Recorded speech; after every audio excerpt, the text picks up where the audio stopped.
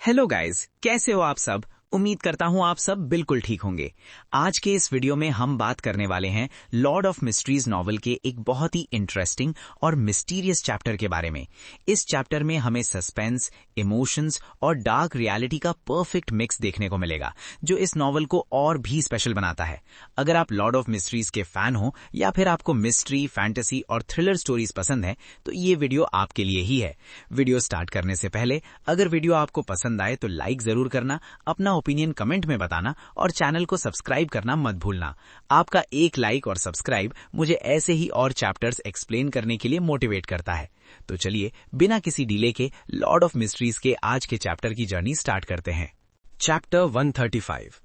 इस रात, काफी देर रात, दरवाजों और खिड़कियों के खुलने बंद होने की खड़खड़ की आवाज ने वेंडल को गहरी नींद से जगा दिया। वो थकान के साथ बेड से उठ बैठा और आसपास देखने लगा। क्या हुआ? यूटोपिया ने एक बहुत तेज तूफान का सामना किया था। रीसेंट दिनों से इंसोम्निया से जूझ रहे वेंडल के लिए सोना वैसे भी आसान नहीं था, लेकिन इस बार उसके पास बेड से उठने के अलावा कोई चॉइस नहीं थी। दिमाग अभी भी भारी था और वो थोड़ा लॉस सा फील कर रहा था। जल्द ही उसे एहसास हुआ कि खुली हुई खिड़की से ना तो हवा आ रही थी और ना ही बारिश अंदर घुसी थी। बिल्कुल वैसा ही था जैसे उसने सोते वक्त सिर्फ ताजा हवा के लिए खिड़की खोली हो। अचानक वेंडल को याद आई वो सुपरनैचुरल चीजें जो उसने खुद एक्सपीरियंस की थीं और जो उसने डॉसियर्स में पढ़ी थीं। उसे वो अनजाना डर याद आया जो कभी उसके दिल पर छा गया था। उसे नहीं पता था आगे क्या होने वाला है और ना ही ये कि उसे किस चीज का सामना करना पड़ेगा।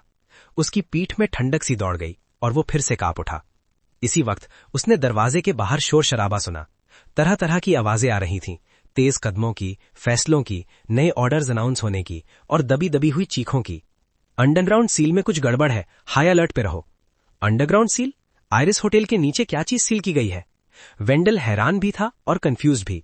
वो खुद को दरवाजे तक जाने और झांकने से रोक नहीं पाया। वहां उसने MI9 का एक कॉलीग देखा जिसे वो मुश्किल से जानता था, और कर्नल जॉड्रे का, जो आज रात ड्यूटी पर थे। Did MI9 find utopia because of me? ये लोग एनोमली हैंडल करने आए हैं। ये सोच आते ही वेंडल ने अनजाने में भौहें सिकोड़ ली। तब उसने नोटिस किया कि बाहर का कॉरिडोर आयरिस होटल से बिल्कुल अलग था। दोनों तरफ सिर्फ गैस लैंप्स ही नहीं बल्कि ट्रेडिशनल कैंडल स्टैंड्स भी थे। फ्लोर काफी चमकदार था और सीलिंग 3 मीटर से ज्यादा ऊंची थी। ये आयरिस होटल नहीं है। वेंडल तुरंत मुड़ा और जिस रूम में था उसे ध्यान से देखा। तुरंत पहचान गया, ये MI9 हेडक्वार्टर्स का उसका स्लीपिंग क्वार्टर था। उसका सामान एक कोने में बिल्कुल शांत पड़ा था। वेंडल को क्लियरली याद था कि वो अपने रूम के टॉयलेट के थ्रू यूटोपिया गया था। उस वक्त उसे प्रोसेस पर ज्यादा भरोसा नहीं था, इसलिए वो सामान नहीं लाया था। सिर्फ यूटोपिया कोर्ट्स का समन साथ लाया था। Tap tap tap. वो जल्दी से खिड़की के पास गया और बाहर देखा। जो उसकी नजर में आया वो MI9 हेडक्वार्टर्स का गार्डन और लॉन था। मैं फिर से बैकलैंड में हूं, या फिर शायद मैं कभी यूटोपिया से वापस नहीं आया। शायद मैं इतना थक गया था कि मुझे नींद में एक सपना आ गया। हैरानी के साथ वेंडल बेड पर वापस बैठ गया। करीब 10 सेकंड बाद वो अचानक उछल पड़ा और जमीन से अपना कोट उठा लिया। कोट की इनर पॉकेट में उसने यूटोपियन समन देखा, जबकि वो ड्रॉर में होना चाहिए था। वेंडल बिल्कुल स्टैचू की तरह चुप हो गया। मोनिका, जो एक ट्रैवल कॉलमनिस्ट थी, वो भी दरवाजों और खिड़कियों की आवाजों से जाग गई। वो सीधी बैठ गई, ब्लैंकेट खींचकर सीने से लगा लिया। नींद से भरी आंखों के साथ उसका पहला रिएक्शन ये था कि शायद होटल में कोई चोर घुस आया है। वो चीखने और पुलिस बुलाने ही वाली थी, लेकिन अगले 20-30 सेकंड्स में उसने अपने रूम में किसी के कदमों की आवाज नहीं सुनी। हाँ, कॉरिडोर में लोगों की भीड़ बढ़ती जा रही थी। क्या हुआ? ये तो तूफान जैसा तो नहीं लग रहा। क्या ये शरारत है? डैम जोकर, अगर पता होता कौन है तो पक्का उसकी लात मारता। गालियों और डिस्कशंस एक साथ मिक्स हो रही थी। मोनिका ने पहले ज्यादा ध्यान नहीं दिया, बल्कि उसने सोचा कि इस एक्स्ट्रा ऑर्डिनरी एक्टिविटी के पीछे का रीजन समझे और उसे अपने ट्रैवल कॉलम में लिखे। लेकिन जैसे जैसे वो सुन रही थी उसे धीरे धीरे लगा कि कुछ गलत है। आयरिस होटल में इतने सारे गेस्ट्स कैसे हो सकते हैं? उसे अच्छी तरह याद था कि इस फ्लोर पर मैक्सिमम 5 गेस्ट रूम्स थे, उसका रूम भी मिलाकर। इसी पल उसे वो घोस्ट स्टोरीज याद आ गई जो उसने पहले सुनी थी। उसे ऐसा लगा जैसे कोई ठंडी छाया उस पर गिर रही हो। पहले वो रूम से निकलकर डिस्कशन ज्वाइन करना चाहती थी, पर अब उसने अपने पैर वापस खींच लिए और कांपते हुए गेंद की तरह सिमट गई। कुछ सेकंड्स बाद उसने किसी आदमी को कहते सुना, मैंने होटल ओनर से पूछा। उसने कहा उसे नहीं पता क्या हुआ, शायद बस एक छोटा सा तूफान था। सब लोग अपने रूम्स में वापस जाओ और आराम करो। खिड़कियां बंद करना मत भूलना। कल सुबह जल्दी उठना होगा, रॉयल म्यूजियम जाना है। Royal museum? मोनिका स्टंट थी। एक ट्रैवल कॉलमनिस्ट होने के नाते और काफी टाइम से ड्रीमलैंड में रहने के बाद उसे पता था कि लोएन किंगडम में कोई रॉयल म्यूजियम नहीं है। रॉयल नाम का म्यूजियम सिर्फ बैकलैंड में हो सकता है। यूटोपिया से बैकलैंड स्टीम इंजन से पहुंचने में कई घंटे लगते हैं। चाहे वो कितनी भी जल्दी उठे, म्यूजियम बंद होने से पहले पहुंचना मुमकिन नहीं था। मोनिका ने धीरे से ब्लैंकेट उठाया। उसने दरवाजों और खिड़कियों के बंद होने की आवाज सुनी। वो सावधानी से बेड से उतरी और दरवाजे की तरफ बढ़ी। चांदनी सी चांदनी में उसने रूम को ध्यान से देखा। हाँ, वो लगभग चीख ही पड़ती। ये वो गेस्ट रूम नहीं था जहां वो पहले सोई थी। लेआउट और अरेंजमेंट सब कुछ अलग था।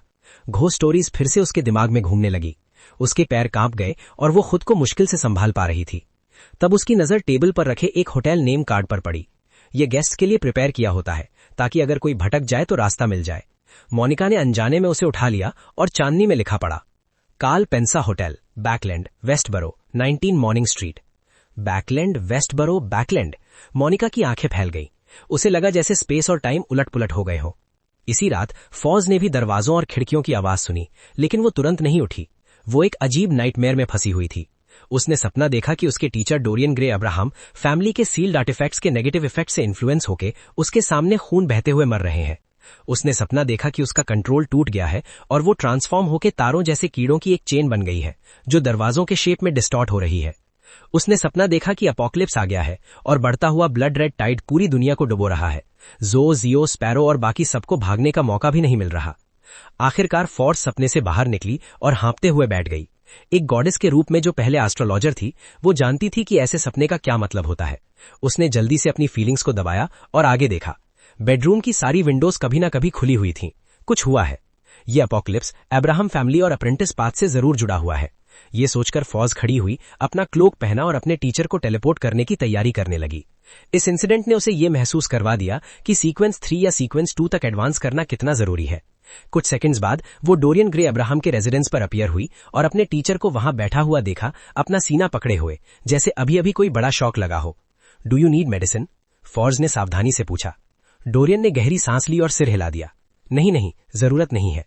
फॉर्ज को थोड़ी तसल्ली हुई। टीचर, मैंने सपना देखा कि आप सील्ड आर्टिफैक्ट्स के नेगेटिव इफेक्ट से इन्फ्लुएंस हुए थे और मेरे आसपास डोर्स और विंडोज में भी स्ट्रेंज चेंजेस हो रहे थे, इसलिए मैं देखने आ गई। डोरियन ने खुली हुई खिड़की की तरफ देखा और सीरियस आवाज में बोला, तुम्हारा सपना गलत नहीं था। मैं अभी अभी मरते मरते बचा हूं। सबसे क्रिटिकल मोमेंट पर सील ने काम कर ली। ये कहकर वो अचानक खड़ा हो गया। जल्दी मुझे कहीं और ले चलो, मुझे डर है कि फैमिली के बाकी मेंबर्स को भी कुछ हो सकता है। फौज ने बिना किसी हेजिटेशन के उसका हाथ पकड़ा, लोकेशन पूछी और दोनों की फिगर्स फेड होती हुई गायब हो गईं। कुछ सेकंड्स बाद स्पिरिट वर्ल्ड के ग्रे फॉग को क्रॉस करने के बाद वो एक स्टडी टाइप जगह पर पहुंच गए। वहां फॉर्स फैमिली के काफी मेंबर्स मौजूद थे। सबके पास सील्ड आर्टिफैक्ट्स और ट्रैवल करने की एबिलिटी थी। तुम सब यहां क्यों हो? डोरियन ऑलमोस्ट रोने लगा। अगले ही पल शून्य से अनेक संताएं चमकते हुए सितारे निकले।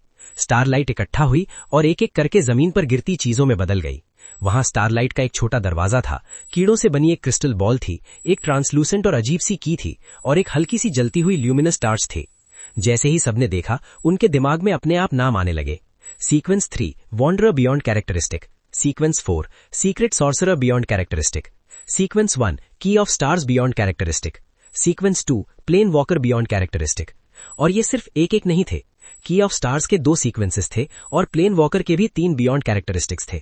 अब्राहम फैमिली और फोर्स के कोर मेंबर्स धीरे धीरे जमने लगे, जैसे उनका दिमाग ओवरलोड हो गया हो। जब सारी बियॉन्ड कैरेक्टरिस्टिक्स जमीन पर आ चुकी, तब सब कुछ शांत हो गया। पूरा कमरा सन्नाटे में डूब गया। चैप्टर 1355। मामला खत्म होने के बाद लगभग 10 सेकंड तक जमी हुई सी खामोशी रही। फिर अब्राहम फैमिली के सब मेंबर्स की नजर एक साथ फोर्स पर आके टिक गई। थकान, रिलीफ और डर, तीनों इमोशंस का मिक्स महसूस करते हुए फोर्स ने खुद पहले कदम आगे बढ़ाया और वार्निंग दी। नेगेटिव इफेक्ट से सावधान रहो। चाहे बियॉन्डर कैरेक्टरिस्टिक्स एनवायरनमेंट के साथ मिक्स नहीं हुई थीं और सील्ड आर्टिफैक्ट्स भी नहीं बनी थीं, फिर भी उनमें कुछ नेगेटिव इफेक्ट्स मौजूद थे। आमतौर पर ये इफेक्ट्स सिर्फ डायरेक्ट कांटेक्ट पर ही ट्रिगर होते थे, लेकिन यहाँ बात हाई सीक्वेंस बियॉन्डर कैरेक्टरिस्टिक्स की थी। कोई भी श्योर नहीं हो सकता था कि ये खुद से अपना इन्फ्लुएंस एरिया बढ़ा देंगी या नहीं। ये देखकर कि फोर्स ने कोई लालच नहीं दिखाया, डोरियन ने सर हिलाकर कहा, जब तुम सीक्रेट सोर्सरर पोशन को पूरी तरह डाइजेस्ट कर लोगी, तब तुम सीक्वेंस 3 वॉन्डरर पर एडवांस करने के बारे में सोच सकती हो। मैं तुम्हें पोशन का फॉर्मूला दूंगा और जरूरी मटेरियल्स भी तैयार करवाऊंगा। हाँ, इस लेवल पर एक सच ये है कि जितना हाई सीक्वेंस होगा उतना ही ज्यादा खतरा होगा। ये कोई पर्सनल चॉइस या अरेंजमेंट से बदलने वाली चीज नहीं है। जब वक्त आएगा तुम खुद डिसाइड कर सकती हो कि आगे बढ़ना है या नहीं। ये बातें उसने अपने स्टूडेंट की फिक्र में कही थीं। साथ ही वो फोर्स को ये भी यकीन दिलाना चाहता था कि इब्राहिम फैमिली के पास जो कुछ है वो उसके लिए भी सेम है। कोई उससे आउटसाइडर समझकर उसके सीक्वेंस एडवांसमेंट में जानबूझकर दिक्कत नहीं करेगा। इससे लालच से पैदा होने वाली बेचैनी भी काफी हद तक खत्म हो जाती। और इतनी सारी हाई सीक्वेंस बियॉन्डर कैरेक्टरिस्टिक्स मिलने के बाद वायलस और इब्राहिम फैमिली के बाकी लोग भी एक वॉन्डरर बियॉन्डर के साथ कॉन्फ्लिक्ट में पड़ना नहीं चाहते थे। उनका मानना था कि शांति के बदले ये बिल्कुल वर्थ इट है। आखिरकार यहाँ सिर्फ एक ही डीईटी था जिसके पास अपनी ग्रेड 0 सील्ड आर्टिफैक्ट्स निकालने का वक्त नहीं था, और सील्स के अनस्टेबल होने की वजह से इब्राहिम फैमिली के मेंबर्स ग्रेड 1 सील्ड आर्टिफैक्ट्स भी बाहर लाने की हिम्मत नहीं कर रहे थे। ऐसी सिचुएशन में फोर्स वाकई सबको खत्म करने की कैपेबिलिटी रखती थी। अपने टीचर के प्रॉमिस के सामने फोर्स ने ऑनेस्टली एक्सेप्ट किया कि हिडन स्पेस का दरवाजा खुल चुका है। उसने सोचा कि उसके सामने जो हाई सीक्वेंस बियॉन्डर कैरेक्टरिस्टिक्स हैं वो इब्राहिम फैमिली के ट्रेजर वॉल्ट से आई होंगी और रीसेंट एबनॉर्मेलिटी की वजह से रियल वर्ल्ड में गिर गई होंगी। लेकिन फिर उसे लगा ये तो कुछ ज्यादा ही है। नहीं, डोरियन ने कंफ्यूज्ड होते हुए धीरे से सर हिलाया। इब्राहिम फैमिली के बाकी मेंबर्स भी चुप रहे। सब उतने ही हैरान थे। आंखों के सामने देखे बिना कोई भी ये नहीं मान सकता था कि खजाना आसमान से गिर सकता है। क्या हमें मिस्टर फूल से गाइडेंस के लिए प्रेयर करनी चाहिए? डोरियन ने यह कहकर तुरंत बाकी इब्राहिम मेंबर्स की तरफ देखा। जिन्होंने मिस्टर फूल पर फेथ शिफ्ट कर ली थी उन्होंने हाँ में सर हिला दिया। जो अभी भी हेजिटेंट थे उनके चेहरे पर कंफ्यूजन और थोड़ी सी रेजिस्टेंस थी। कुछ सोचने के बाद डोरियन ने डिसीजन लिया। नेगेटिव इफेक्ट्स वाली चीजों को सही मेथड से कलेक्ट करो, उन्हें एनवायरनमेंट के साथ मर्ज मत होने दो। मैं मिस्टर फूल से प्रेयर करूंगा। थोड़े से हेजिटेशन के बाद इब्राहिम फैमिली के कुछ मेंबर्स मान गए। फिर सब ने तुरंत कैरेक्टरिस्टिक्स आइडेंटिफाई करना और उन्हें इकट्ठा करना शुरू कर दिया। जब काफी हद तक काम हो गया, डोरियन ने फोर्स के पास से हटकर अपना सर झुकाया और मिस्टर फूल से प्रेयर की। जल्दी ही ग्रे व्हाइट फॉग और उसमें डूबा हुआ एक एंशिएंट पैलेस उसके सामने उभरा। एक गहरी सोलेम आवाज गूंजी। ये मिस्टर डोर के रेमनेंट्स हैं। तुम्हारा ब्लड लाइन कर्स पूरी तरह से हटा दिया गया है। मिस्टर डोर के रेमनेंट्स। डोरियन ने इस लफ्ज पर सोचा, फिर आंखें खोलकर उन हाई सीक्वेंस बियॉन्डर कैरेक्टरिस्टिक्स को देखा। वो चुपचाप देखता रहा जब तक उसकी नजर धीरे धीरे ब्लड होने लगी। East Chester county, hall family manner. Alfred और बाकी लोग जो अभी अभी एक्सप्लोजन के सोर्स और एनिमी अटैक का पता लगा रहे थे, चीख उठे जब उन्होंने देखा कि दीवारों से टकराते ही दरवाजे और खिड़कियां एक साथ खुल गए। काफी ग्लास के टुकड़े टूट गए। ये वाकई कुछ एबनॉर्मल है, एल्फ्रेड ने सीरियस एक्सप्रेशन के साथ कहा। उसने अपने सबऑर्डिनेट्स, गार्ड्स और बॉडीगार्ड्स को ऑर्डर दिया कि सब लोग मेन हाउस में वापस जाकर प्रोटेक्शन टाइट करें। साथ ही ईस्ट चेस्टर डियोसिस के आर्चबिशप को टेलीग्राम भेजकर मदद मांगी जाए। उसके लिए सबसे इंपॉर्टेंट चीज इन्वेस्टिगेशन नहीं थी, बल्कि अपने फादर, मदर और सिस्टर की सेफ्टी थी। इन्वेस्टिगेशन सुबह भी हो सकती थी, लेकिन अगर फैमिली को कुछ हो जाता तो उसका कोई कॉम्पेंसेशन नहीं होता। लिविंग रूम में एर्ल हॉल ने शांत रहकर सुना और बोला, हम सुबह होने के बाद डिटेल में इन्वेस्टिगेट करेंगे। अभी बैठो और थोड़ा आराम करो। साइड में ऑड्री अपनी मां का हाथ पकड़े चुपचाप सब सुन रही थी, लेकिन अंदर ही अंदर वो अपनी वर्चुअल पर्सोना न्यूज करके यादों से डोर्स और विंडोज के अचानक खुलने का रीजन ढूंढ रही थी। कुछ मिनट्स बाद उसे ज्यादा कुछ नहीं मिला। फिलहाल उसने इस अनोमली को माइंड ड्रैगन एरी हॉग और मिस्टर रैथ के लेफ्ट ओवर इन्फ्लुएंस पर डाल दिया। तब उसने नोटिस किया कि गोल्डन रिट्रीवर सूजी उसे अजीब नजर से देख रही है। ऑड्री ने तुरंत एक वर्चुअल पर्सोना भेजा और सूजी के माइंड आइलैंड में एंटर किया। तुमने क्या नोटिस किया? ऑड्री ने सीधा पूछा। सूजी की आवाज गूंजी। मुझे मैनर के एज से बहुत तेज खून की स्मेल आ रही है। ये डोर्स और विंडोज खुलने से लगभग 10 सेकंड पहले हुआ।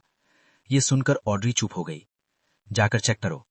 सूजी तुरंत उठकर लिविंग रूम से बाहर निकली। मैनर के साइड डोर से निकलकर उसने खुली खिड़की चुनी और अंदर जंप कर गई। वहां उसने बेड पर एक खून से सना हुआ लाश देखा, स्किन तक उतरी हुई थी। लिविंग रूम में ऑड्री ने धीरे से सर झुकाया, फिर अपने फैमिली मेंबर्स के चेहरों को गौर से देखा। Earl Hall, Lady Caitlin, Hibbert, Alfred. वो और भी ज्यादा चुप हो गई। Cathedral of waves. एल्गर, जो स्टॉर्म सिंबल वाला रोप पहने हुए था, अंडरग्राउंड एरिया से बाहर आया। उसने ऑर्डर्ड पनिशर्स और प्रीस्ट्स को नोट दिया। सील्स नॉर्मल स्टेट में रिस्टोर हो चुकी हैं। तुम अपनी गार्डेड आइटम्स वापस रख सकते हो। सबने रिलीफ की सांस ली। एल्गर बिना कुछ और बोले अपने रूम में लौट गया। वहां उसने मिस्टर फूल से प्रेयर की और चर्च ऑफ स्टॉर्म्स छोड़ने की परमिशन मांगी। कुछ सेकंड्स बाद फैमिलियर ग्रे फॉग और मिस्टर फूल की आवाज आई।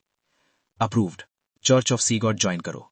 एल्गर शांत हुआ, अपना स्टॉर्म रोब उतारा और सिंपल कपड़ों में बदलकर हवा को कंट्रोल करके कैथीड्रल से बाहर उड़ गया। ग्रे फॉग के ऊपर एंशिएंट पैलेस में क्लीन फूल की हाई बैक चेयर पर चुपचाप बैठा हुआ था। कभी वो हुडेड ब्लैक फिगर बन जाता, कभी नॉर्मल हो जाता। आखिरकार उसकी फॉर्म स्टेबल हो गई। उसने अपनी कनपटी मलते हुए धीरे से कहा, डिवाइन वर्दी विल का अवेकनिंग मेरी एक्सपेक्टेशन से ज्यादा तेज और इंटेंस था।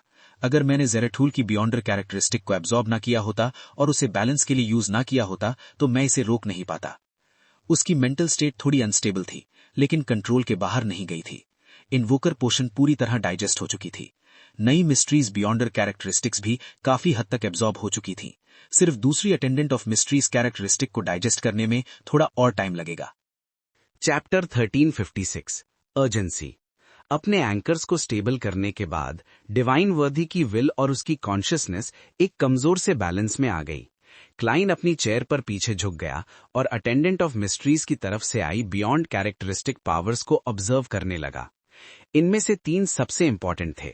इन तीनों को क्लाइन ने पहले ही सफीरा कैसल और कर्टन का यूज करके फील कर लिया था, लेकिन उनके एग्जैक्ट नाम उसे पता नहीं थे। पहला था रिवाइवल। अगर किसी ऑब्जेक्ट को बनाने वाली मटेरियल्स कभी किसी सोल बॉडी का हिस्सा रही हो, तो अटेंडेंट ऑफ मिस्ट्रीज उस ऑब्जेक्ट के सोल बॉडी थ्रेड्स को रिवाइव कर सकता था और उस ऑब्जेक्ट को अपनी पपेट बना सकता था। इसके बाद वो उस ऑब्जेक्ट के साथ एक गहरा कनेक्शन एस्टैब्लिश करता और नेचुरली उसे एक पपेट में कन्वर्ट कर देता। सिंपल शब्दों में, अटेंडेंट ऑफ मिस्ट्रीज किसी ऐसी चीज को अलाउ नहीं कर सकता जिसमें सोल बॉडी थ्रेड्स कभी थे ही नहीं, लेकिन वो कुछ ऑब्जेक्ट्स के पुराने खत्म हो चुके सोल बॉडी थ्रेड्स को वापस ला सकता था, जैसे metal objects, gold coins, gold pounds etcetera. और दूसरी कैटेगरी में बीफ, फिश और दूसरे फूड आइटम्स आते थे। अगर कोई इंसान ऐसा पपेट बन चुका खाना खा ले तो वो खुद भी पपेट बन जाता था, बिल्कुल ऐसे जैसे उसने भयानक करप्शन फेस की हो। दूसरा था रिकॉम्बिनेशन, जिसे मैनिपुलेशन भी कहा जा सकता है। ये मल्टीपल फिजिकल चीजों या एब्स्ट्रैक्ट कॉन्सेप्ट्स को मिलाकर एक बिल्कुल नई चीज बना सकता था, जिसका इफेक्ट काफी अनबिलीवेबल होता था। ये डेफिनेशंस, लॉजिक, डायरेक्शन या रूल्स को बदलने जैसा था। तीसरा था डोमेन ऑफ मिस्ट्रीज।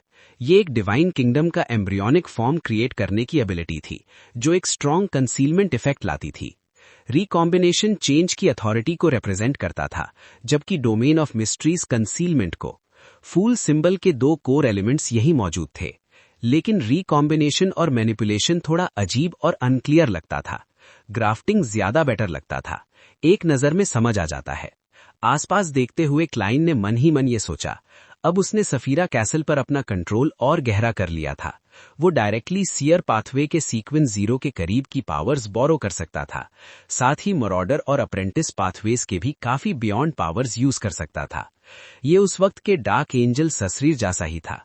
फर्क सिर्फ इतना था कि ससरीर सिर्फ पहली ब्लास्फेमी स्लेट के थ्रू केओस सी की पावर इनडायरेक्टली यूज करता था, जबकि क्लाइन खुद सफीरा कैसल का ओनर था।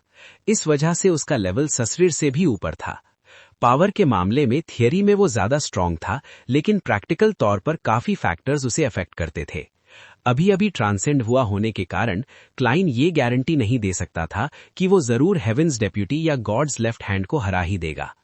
ओवरऑल अब उसे king of kings of angels माना जा सकता था, एक ट्रू गॉड के बिल्कुल करीब।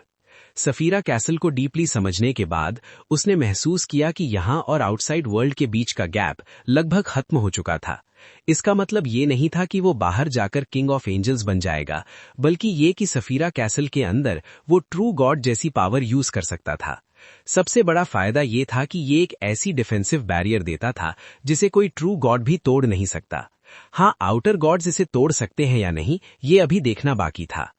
क्लाइन ने धीरे से सांस छोड़ी और करंट सिचुएशन पर फोकस किया। इस वक्त 2 चीजें उसे सबसे ज्यादा परेशान कर रही थीं। पहली थी प्राइमोर्डियल मून, जो गॉडेस ऑफ डेप्राविटी भी थी। मिस्टर डोर की रिटर्न के बाद वो रियल वर्ल्ड में पूरी तरह डिसेंड नहीं कर पाई, लेकिन उसकी पावर का एक छोटा हिस्सा घुस चुका था। उसने कुछ सेकंड्स तक एवरनाइट, स्टीम और बाकी ऑर्थोडॉक्स गॉड्स के अटैक्स झेले थे। अब ये अनक्लियर था कि इससे एनवायरनमेंट, पाथवेज या फ्यूचर इवेंट्स पर क्या असर पड़ेगा। दूसरा था अमोन द एंजल ऑफ टाइम। वो मिस्टर डोर का रिचुअल चुरा चुका था और मरॉडर पाथवे का सीक्वेंस 0 बन चुका था। वो क्लाइन का सबसे डायरेक्ट और सबसे डेंजरस दुश्मन था। क्लाइंट को डाउट था कि क्या अमोन ने मिस्टर डोर की यूनिकनेस को एडजस्ट करके की ऑफ स्टार्स को भी सीक्वेंस में ले लिया है। अगर ऐसा हो चुका होता तो वो रियल वर्ल्ड का सबसे पावरफुल ट्रू गॉड बन जाता। एवरनाइट गॉडेस से कंपेयर करना मुश्किल था, किसी को नहीं पता था कि उसने डेथ और वॉर गॉड की कितनी यूनिकनेस एब्जॉर्ब की है। नॉर्मली अमोन के पास अप्रेंटिस पाथवे की यूनिकनेस एडजस्ट करने का टाइम नहीं होना चाहिए था। मिस्टर डोर की रिटर्न खुद एक रिचुअल के बराबर थी और उस वक्त सबसे इंपॉर्टेंट काम मिस्टर डोर को रिप्लेस करना था। 3 सीक्वेंसेस, बियॉन्ड कैरेक्टरिस्टिक्स और मॉरॉडर यूनिकनेस को एक साथ लाना, जिससे क्वालिटेटिव चेंज हुआ। इस सब के बीच अप्रेंटिस यूनिकनेस एडजस्ट करने का टाइम ही नहीं था। ऊपर से ऐसा करना डिवाइन वर्दी के अवेकन होने का बड़ा रिस्क था। अमोन इतना रिस्क नहीं लेता। इसका मतलब ये था कि अमोन का नेक्स्ट गोल अप्रेंटिस यूनिकनेस को एडजस्ट करना और 2 पाथवेज का ट्रू गॉड बनना था। वरना बाकी ट्रू गॉड्स की नजर में क्लाइंट जैसे किंग ऑफ एंजल्स को मारना उसके लिए बहुत मुश्किल था। और मान लो अगर वो रिस्क भी लेता और सक्सेसफुल हो जाता तो उसे अपनी स्टेट को स्टेबलाइज करने में काफी टाइम लगता, जिसमें वो क्लाइंट से डील नहीं कर पाता। मुझे टाइम का यूज करके फूल बनना ही होगा, क्लाइंट ने मन ही मन सोचा। मेरे पास ज्यादा टाइम नहीं है। उसने टेबल के एज पर हल्का सा टैप किया और शॉर्ट टाइम में फूल बनने के चांसेस एनालाइज करने लगा। अटेंडेंट ऑफ मिस्ट्रीज पोशन का डाइजेशन रिलेटिवली इजी था। जब तक वो डिवाइन वर्दी की अवेकनिंग को एंकर्स और कॉन्शियसनेस के थ्रू सप्रेस कर सकता था और कंट्रोल लूज ना हो, वो सफीरा कैसल का यूज करके अमोन जैसा अवतार बना सकता था। फिर वो उस अवतार के जरिए जेरातुल से मिली undigested attendant of mysteries beyond characteristic चुरा सकता था। सेफ्टी के लिए क्लाइंट तुरंत उस अवतार को पपेट बना देता। इस तरह क्लाइंट खुद एक fully digested attendant of mysteries के लेवल पर आ जाता और उसके पास एक अटेंडेंट होता जो फूल पोशन का मेन इंग्रेडिएंट था। उस स्टेज पर क्लाइंट फूल पोशन कंज्यूम करके सीक्वेंस 0 ट्रू गॉड बन सकता था। प्लान ज्यादा कॉम्प्लेक्स नहीं था, लेकिन गलती के चांसेस थे और नॉर्मली एक सीयर पाथवे का किंग ऑफ एंजल्स ये सब नहीं कर सकता था, जब तक कि उसके पास मॉरॉडर पाथवे के ट्रोजन हॉर्स ऑफ डेस्टिनी जैसे दोस्त ना हो जो खुद को सैक्रिफाइस करने को तैयार हों। लकीली एक वर्म ऑफ टाइम ऐसा कर सकता था। इस सब के बाद भी क्लाइंट के लिए सबसे बड़ी प्रॉब्लम्स 2 ही थीं। पहला, एंटीगोनस फैमिली के हाफ फूल से कैसे डील करना। दूसरा, फूलिंग टाइम, हिस्ट्री या फेट का रिचुअल कैसे कंप्लीट करना। अपने करंट लेवल और स्ट्रेंथ के साथ एंटीगोनस फैमिली के एंसेस्टर से डील करना इम्पॉसिबल नहीं था। शर्त ये थी कि वो पहले सफीरा कैसल के अंदर अपनी न्यू पावर से पूरी तरह फेमिलियर हो जाएं। लेकिन रिचुअल, उसका उसे बिल्कुल आइडिया नहीं था। उसने अपना हाथ उठाया, फोरहेड प्रेस किया और नीचे ग्रे व्हाइट फॉग को देखा। टाइम, हिस्ट्री और फेट के बीच वो हिस्ट्री से सबसे ज्यादा फेमिलियर था। अब वो डायरेक्टली फॉग ऑफ हिस्ट्री को अफेक्ट कर सकता था, सीयर पाथवे की पावर्स को स्ट्रॉन्ग या वीक कर सकता था। ये एक फॉर्म ऑफ अथॉरिटी था। हिस्ट्री को फूल करना, काफी आइडियाज आए लेकिन सब रिजेक्ट हो गए। हिस्ट्री ऑब्जेक्टिवली जो हो चुका है उसे रिकॉर्ड करती है। टाइम रिवर्स करना, ऐसा कुछ क्लाइंट ने कभी देखा ही नहीं था। तब अचानक उसके दिमाग में एक वर्केबल आइडिया आया। रियलिटी ये थी कि टैरो क्लब के मेंबर्स मानते थे कि वो एक ऐसे फूल को फॉलो कर रहे हैं जो इस एरा का नहीं है, एक अवेकन हो रहा एंशिएंट गॉड। सच ये था कि मिस्टर फूल असल में एक नॉर्मल इंसान था जो ग्रे फॉग के ऊपर बैठा था और जिसने खुद को रिसोर्सेज के थ्रू पैकेज किया था। अमोन से इंस्पिरेशन लेते हुए क्लाइंट सोचने लगा, वो एक अवतार बना सकता है और अवतार को फेट, कॉन्शियसनेस और एंकर्स के साथ जेरातुल की बियॉन्ड कैरेक्टरिस्टिक चुराने दे सकता है, जबकि मेन बॉडी कर्टन के अंदर डिवाइन वर्दी की अवेकनिंग को सप्रेस करती रहे। इस तरह टैरो क्लब की अंडरस्टैंडिंग टेक्निकली गलत होते हुए भी रियलिटी के लेवल पर सही हो जाती है। मिस्टर फूल सच में एक अवेकन हो रहा ग्रेट एग्जिस्टेंस होता है। ये रिचुअल के रिक्वायरमेंट्स को मीट करता था। बस कंडीशन ये थी कि चोरी सफीरा कैसल या किसी और हिडन डोमेन के अंदर हो, वरना वो हिस्ट्री में रिकॉर्ड हो जाता और रिचुअल फेल हो जाता। बाकी प्रॉब्लम्स जैसे डिवाइन वर्दी से कैसे निपटना या अवतार का असली बॉडी को मारना, उनका कोई सोल्यूशन अभी नहीं था। ये प्लान ऑलमोस्ट सुसाइड जैसा था। आखिर में क्लाइंट ने ये अनकम्प्लीट प्लान साइड में रख दिया। जब खुद सोल्यूशन ना मिले तो उसने डिसाइड किया कि उन एग्जिस्टेंसेस से एडवाइस लेगा जो शायद जानते हों। 2 टारगेट्स थे, स्नेक ऑफ फेट और एवरनाइट गॉडेस। पहला फेट को फूल करने के बारे में जानता हो सकता है और दूसरी शायद जानती थी कि एंटीगोनस एंसेस्टर ने फूल यूनिकनेस एडजस्ट करने के लिए कौन सा रिचुअल यूज किया था। अपनी मेंटल स्टेट स्टेबलाइज करने के बाद क्लाइंट ने सफीरा कैसल छोड़ा और डायरेक्टली बैकलैंड टेलीपोर्ट हो गया। Chapter 1357 meeting. Gods abandoned land की गहराइयों में एक पहाड़ की चोटी पर एक बहुत बड़ा क्रॉस खड़ा था, जो रियलिटी और इल्यूजन के रेल्म के बीच बाउंड्री मार्क करता था। उस क्रॉस पर एक धुंधली सी फिगर लटकी हुई थी। पुराने वुडन नेल्स ताजे खून से भीगे हुए थे, जो उसके शरीर से नीचे नहीं टपक रहा था, जैसे उसे सीधा क्रूसिफाई कर दिया गया हो। क्रॉस के नीचे एंजल ऑफ फेट या कह लो रॉबर बैठा हुआ था। उसने सिंपल लिनन का रोब पहना हुआ था और उसके सिल्वर बाल कमर तक आ रहे थे। आंखें बंद किए वो क्रॉस लेगेड बैठा था, चेहरे पर शांत और पवित्र एक्सप्रेशन के साथ प्रेयर कर रहा था। एडम, जिसका चेहरा हल्की सी ब्लॉन्ड दाढ़ी से आधा ढका हुआ था, आगे बढ़ा और उस विशाल क्रॉस के सामने रुक गया। उसने सर उठाया और बिना बोले लटकी हुई फिगर को देखता रहा। उसके एक हाथ में एरोज थे और दूसरे हाथ में सेकंड ब्लास्फेमी स्लेट। उसकी आंखें थोड़ी नम थीं, लेकिन एक्सप्रेशन बिल्कुल शांत था। पता नहीं कितनी देर बाद क्रॉस पर लटकी हुई फिगर की इमेज अचानक ब्लर हो गई, एक शैडो कर्टन के साथ जुड़ गई, जो ऊपर के आसमान और नीचे की जमीन को कनेक्ट कर रही थी। कर्टन के पीछे एक ठंडी सी आंखों की जोड़ी थी, जो पूरी दुनिया को देख रही थी। अगले ही पल उस शैडो कर्टन में क्रैक नजर आई। अंदर गहरा अंधेरा था, जिसमें हल्की सी, लोगों को खींच लेने वाली टाइडल साउंड गूंज रही थी। एडम ने अपना लेफ्ट हैंड उठाया और एक एंशिएंट मिस्टीरियस मैजिक मिरर से हल्की रोशनी निकाली। उस रोशनी के बीच से एक चिपचिपा लेकिन अजीब तरीके से अट्रैक्टिव काला लिक्विड निकला। एक ऐसा एंडलेस सी दिखाई दिया जिसमें जैसे सारे रंग समा गए हों।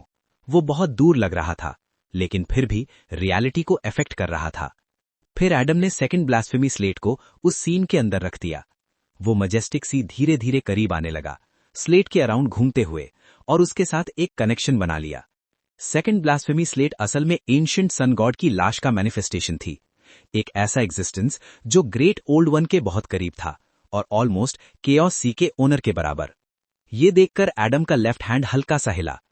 एरोज उड़ गए और नीचे क्रॉस के पास बैठे एंजल ऑफ फेट या कह लो रॉबर की गोद में गिर पड़े।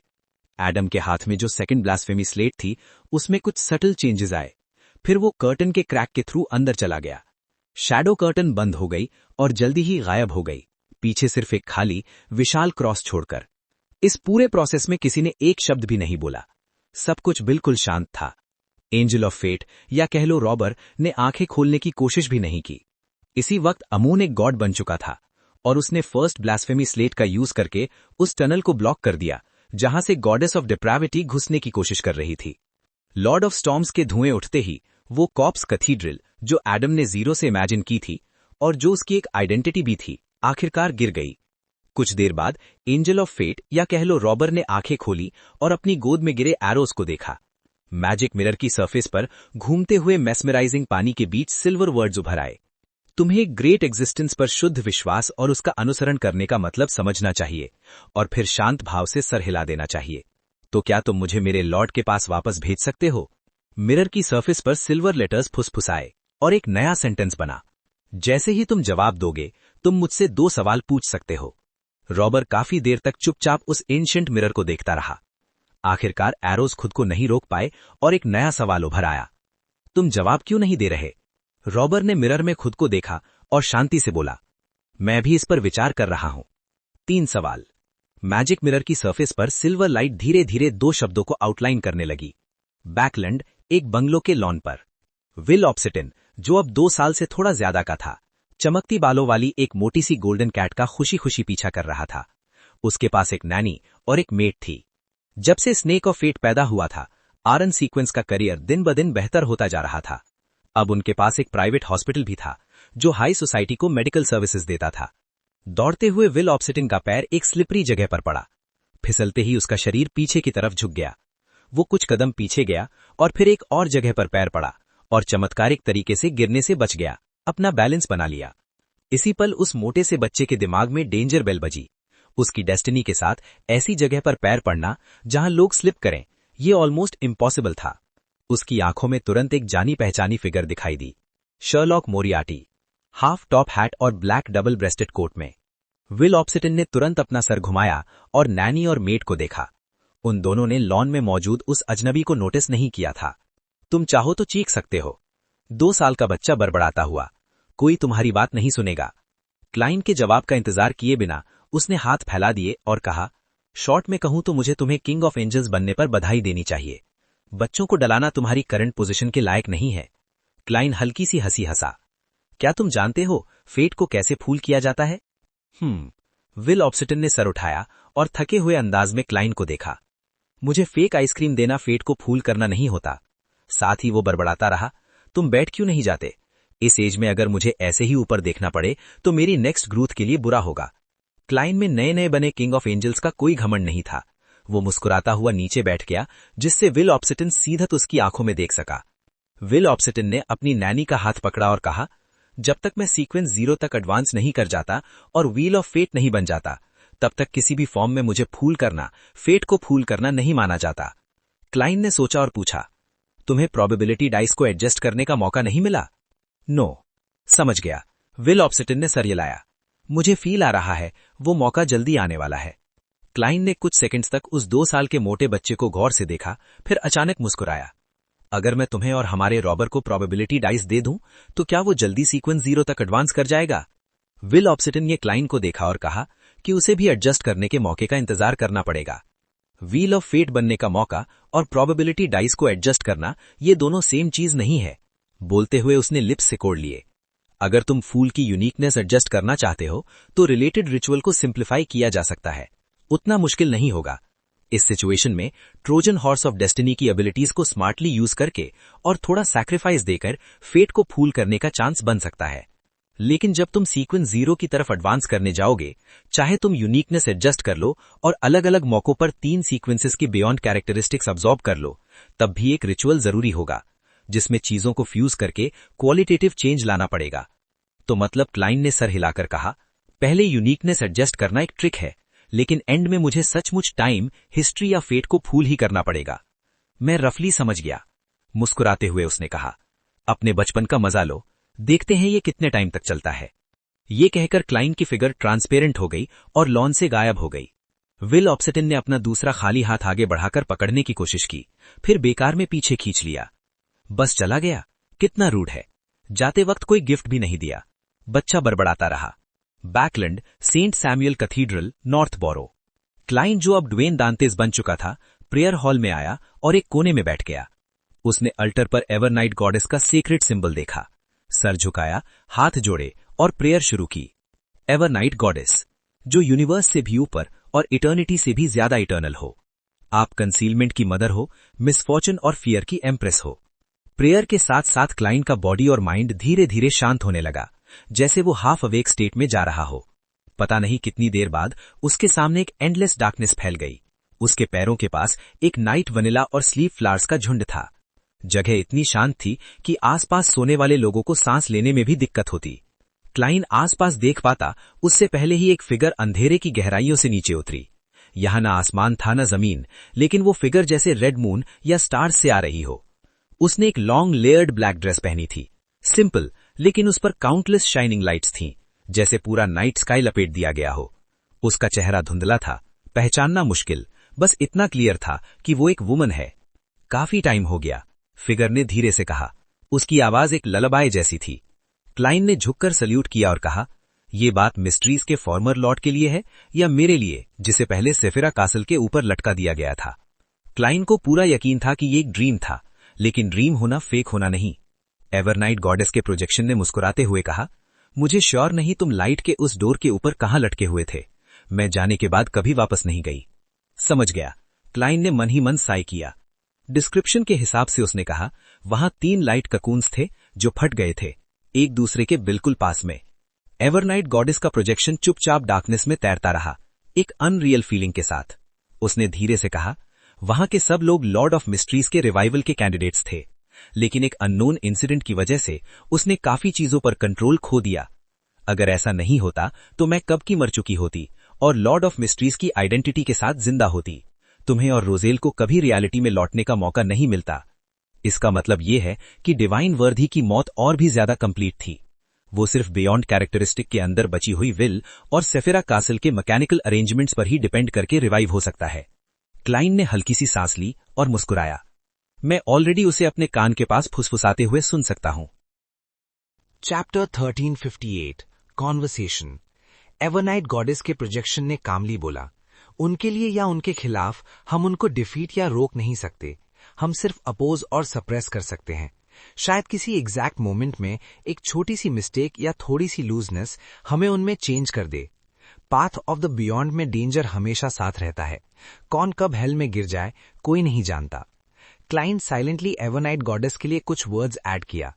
थोड़ी देर सोच के उसने पूछा, आपने मुझे बताया था कि जब मैं पैदा हुआ तो किस तरह की डिस्टर्बेंस हुई? एनवायरमेंट में ब्लेंड होते हुए एवोनाइट गॉडेस ने थोड़ा सर हिलाया। मैंने एंटेगनिस में यूनिकनेस का यूज इनडायरेक्टली सेफेरा कासल को अफेक्ट करने के लिए किया, ताकि गॉड्स की अबैंडन लैंड्स पे आपके बर्थ के साथ आने वाली ट्रेट्स को इंटरफियर किया जा सके। क्लाइन ने एक साई ली और अपनी आईब्रोज फरो की। एंटेगोनस की यूनिकनेस इनडायरेक्टली सेफेरा कासल को अफेक्ट कर सकती थी। एवोनाइट गॉडेस के प्रोजेक्शन ने सॉफ्टली लोरी जैसी आवाज में रिप्लाई किया, वो पहले ही कंट्रोल लूज कर चुका है। इसका मतलब ये भी है कि उसकी सेल्फ अवेयरनेस अब सीक्रेट्स गॉड के विल को सप्रेस नहीं कर सकती। दो मेंटल डिसऑर्डर्स एक साथ ज्वाइन हो गए हैं, जो सबसे प्राइमल, नेचुरल और सबसे ब्लडी और इंसेन साइड को एक्सपोज करते हैं, और सीक्रेट्स का मास्टर सेफेरा कासल का फॉर्मर ओनर है। करंट एंटेगनिस्ट इस आइडेंटिटी का यूज करके नेचुरली सेफेरा कासल को इनडायरेक्टली अफेक्ट कर सकता है। कोई सरप्राइज नहीं कि एवोनाइट गॉडेस को लाइट के स्ट्रेंज डोर से एम्प्रेस रोजेल से ज्यादा समझ है। एक तरफ वो सेफेरा कासल से बॉर्न हुई थी और दूसरी तरफ उसने इंसेन ओपोनेंट्स को कैप्चर किया था। क्लाइन एनलाइटेंड हुआ और पूछता रहा, जब आप दोनों पैदा हुए तो आप और रोजेल के साथ कोई बियॉन्ड ट्रेट्स क्यों नहीं थे? उस केस में चाहे एवोनाइट गॉडेस हो या एम्प्रेस रोजेल, उन्होंने श्योरली सीयर, अप्रेंटिस या रोक पाथ में से एक चूज किया होता। एवोनाइट गॉडेस के प्रोजेक्शन ने इंडिफरेंटली बोला, सीक्रेट्स गॉड के साथ कुछ अननोन हुआ, जिसकी वजह से काफी प्रीवियस अरेंजमेंट्स कंट्रोल से बाहर हो गए। कंटिन्यूअस 2 फेलियर्स के बाद सेफेरा कासल ने एक डेफिनेट चेंज एक्सपीरियंस किया। ये आपके लिए भी अच्छी बात है। जैसे ही अपोकलिप्स आता है, सीक्रेट्स गॉड की रिमेनिंग विल डिस्ट्रॉय हो गई। एंड में जो बचा है वो एक मेंटल इम्प्रिंट है, जिसे अवेकन करने की कोशिश की जा रही है। अगर आप 4th एपिक में पैदा होते तो आप उस मोमेंट ही उसके सीक्रेट सर्वेंट बन जाते। ये इसलिए था क्योंकि क्लाइन ने अपनी प्रोग्रेशन में डिवाइन वर्दी के लीव किए गए कर्टन का यूज किया था। जहां तक एंटेगोनस और जेरेटल की बॉडीज में बियॉन्डर ट्रेट्स का सवाल है, उनमें बियॉन्डर और बियॉन्डर क्रीचर्स की जनरेशंस आई थी जो विल पावर को वीकन और डिप्लीट कर रही थी। क्लाइन को दुख था कि एवोनाइट गॉडेस को थोड़ा आइडिया था कि ब्लेसिंग के लिए हेवन एंड अर्थ वर्दी डिवाइन के साथ क्या हुआ, लेकिन क्योंकि उसने जानबूझकर मेंशन नहीं किया, ये उसके लिए फर्दर प्रोब करना ठीक नहीं था। वो बस इतना ही कह सकता था, एंटिगोनस ने फूल की यूनिकनेस को कैसे एडजस्ट किया। एवोनाइट गॉडेस की ड्रीम प्रोजेक्शन में कुछ भी हिडन नहीं था। वो सॉफ्टली रिप्लाई किया। उसने एडम और एमन की हेल्प ली, जो उस टाइम एलिस्ट्रा ट्यूटर का सपोर्ट कर रहे थे। ट्रोजन हॉर्स ऑफ फेट की एबिलिटीज यूज करते हुए क्लाइन ने विल ओ पिन की एक्सप्लेनेशन और उसके गेस के बेसिस पे मेन रीजन को डीपली समझा। एवोनाइट गॉडेस का प्रोजेक्शन एकदम ऐसे था जैसे नाइट का स्टारी स्काई क्वाइटली उसके एनवायरनमेंट को कंफर्ट दे रहा हो। उन्होंने सोलोमन एम्पायर के एक गॉड को कैप्चर किया और एडम को डीप लेवल हिप्नोसिस करने के लिए बोला और रिलेटेड मेमोरी ट्रांसप्लांट से कन्विंस किया कि वो एंटेगनिस है। फिर एमन ने एंटेगनिस के साथ काम करते हुए एंटेगनिस की आइडेंटिटी और फेट चुरा लिया, जबकि एंटेगनिस ने आइडेंटिटी और फेट को एक्सपेरिमेंटल सब्जेक्ट से लिंक करने के लिए टैंपरिंग राइट्स यूज किए। सोलोमन एम्पायर का वो गॉड एंटेगनिस किंगडम में स्टे करने लगा। थोड़ी देर बाद उसने फूल की यूनिकनेस एडजस्ट करने का इनिशिएटिव लिया। उसने अनडाउटेडली कंट्रोल लूज कर दिया। इस टाइम रियल एंटेगनिस ने टैंपरिंग हटा दिया, जिससे आइडेंटिटी और फेट एमन के हाथ वापस आ गया। एमन ने थेफ्ट कंप्लीट की और ओरिजिनल ओनर को रिटर्न कर दिया।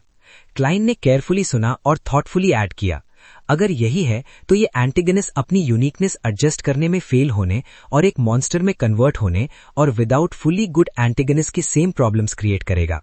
रियल वर्ल्ड में एक ही टाइम में 2 कंप्लीटली डिफरेंट डेस्टिनीज एग्जिस्ट कर रही थीं, इसलिए फेट थोड़ा फूल हो गया। जब तक वो अपनी सेंटेंस कंप्लीट करता, क्लाइन ने कुछ हिडन इश्यूज फील किए और क्विकली पूछा, इसमें कोई प्रॉब्लम नहीं है, ये बहुत रिस्की है। एवोनाइट गॉडेस के ड्रीम प्रोजेक्शन ने कामली रिप्लाई किया, फेट को बियर करना इजी नहीं है।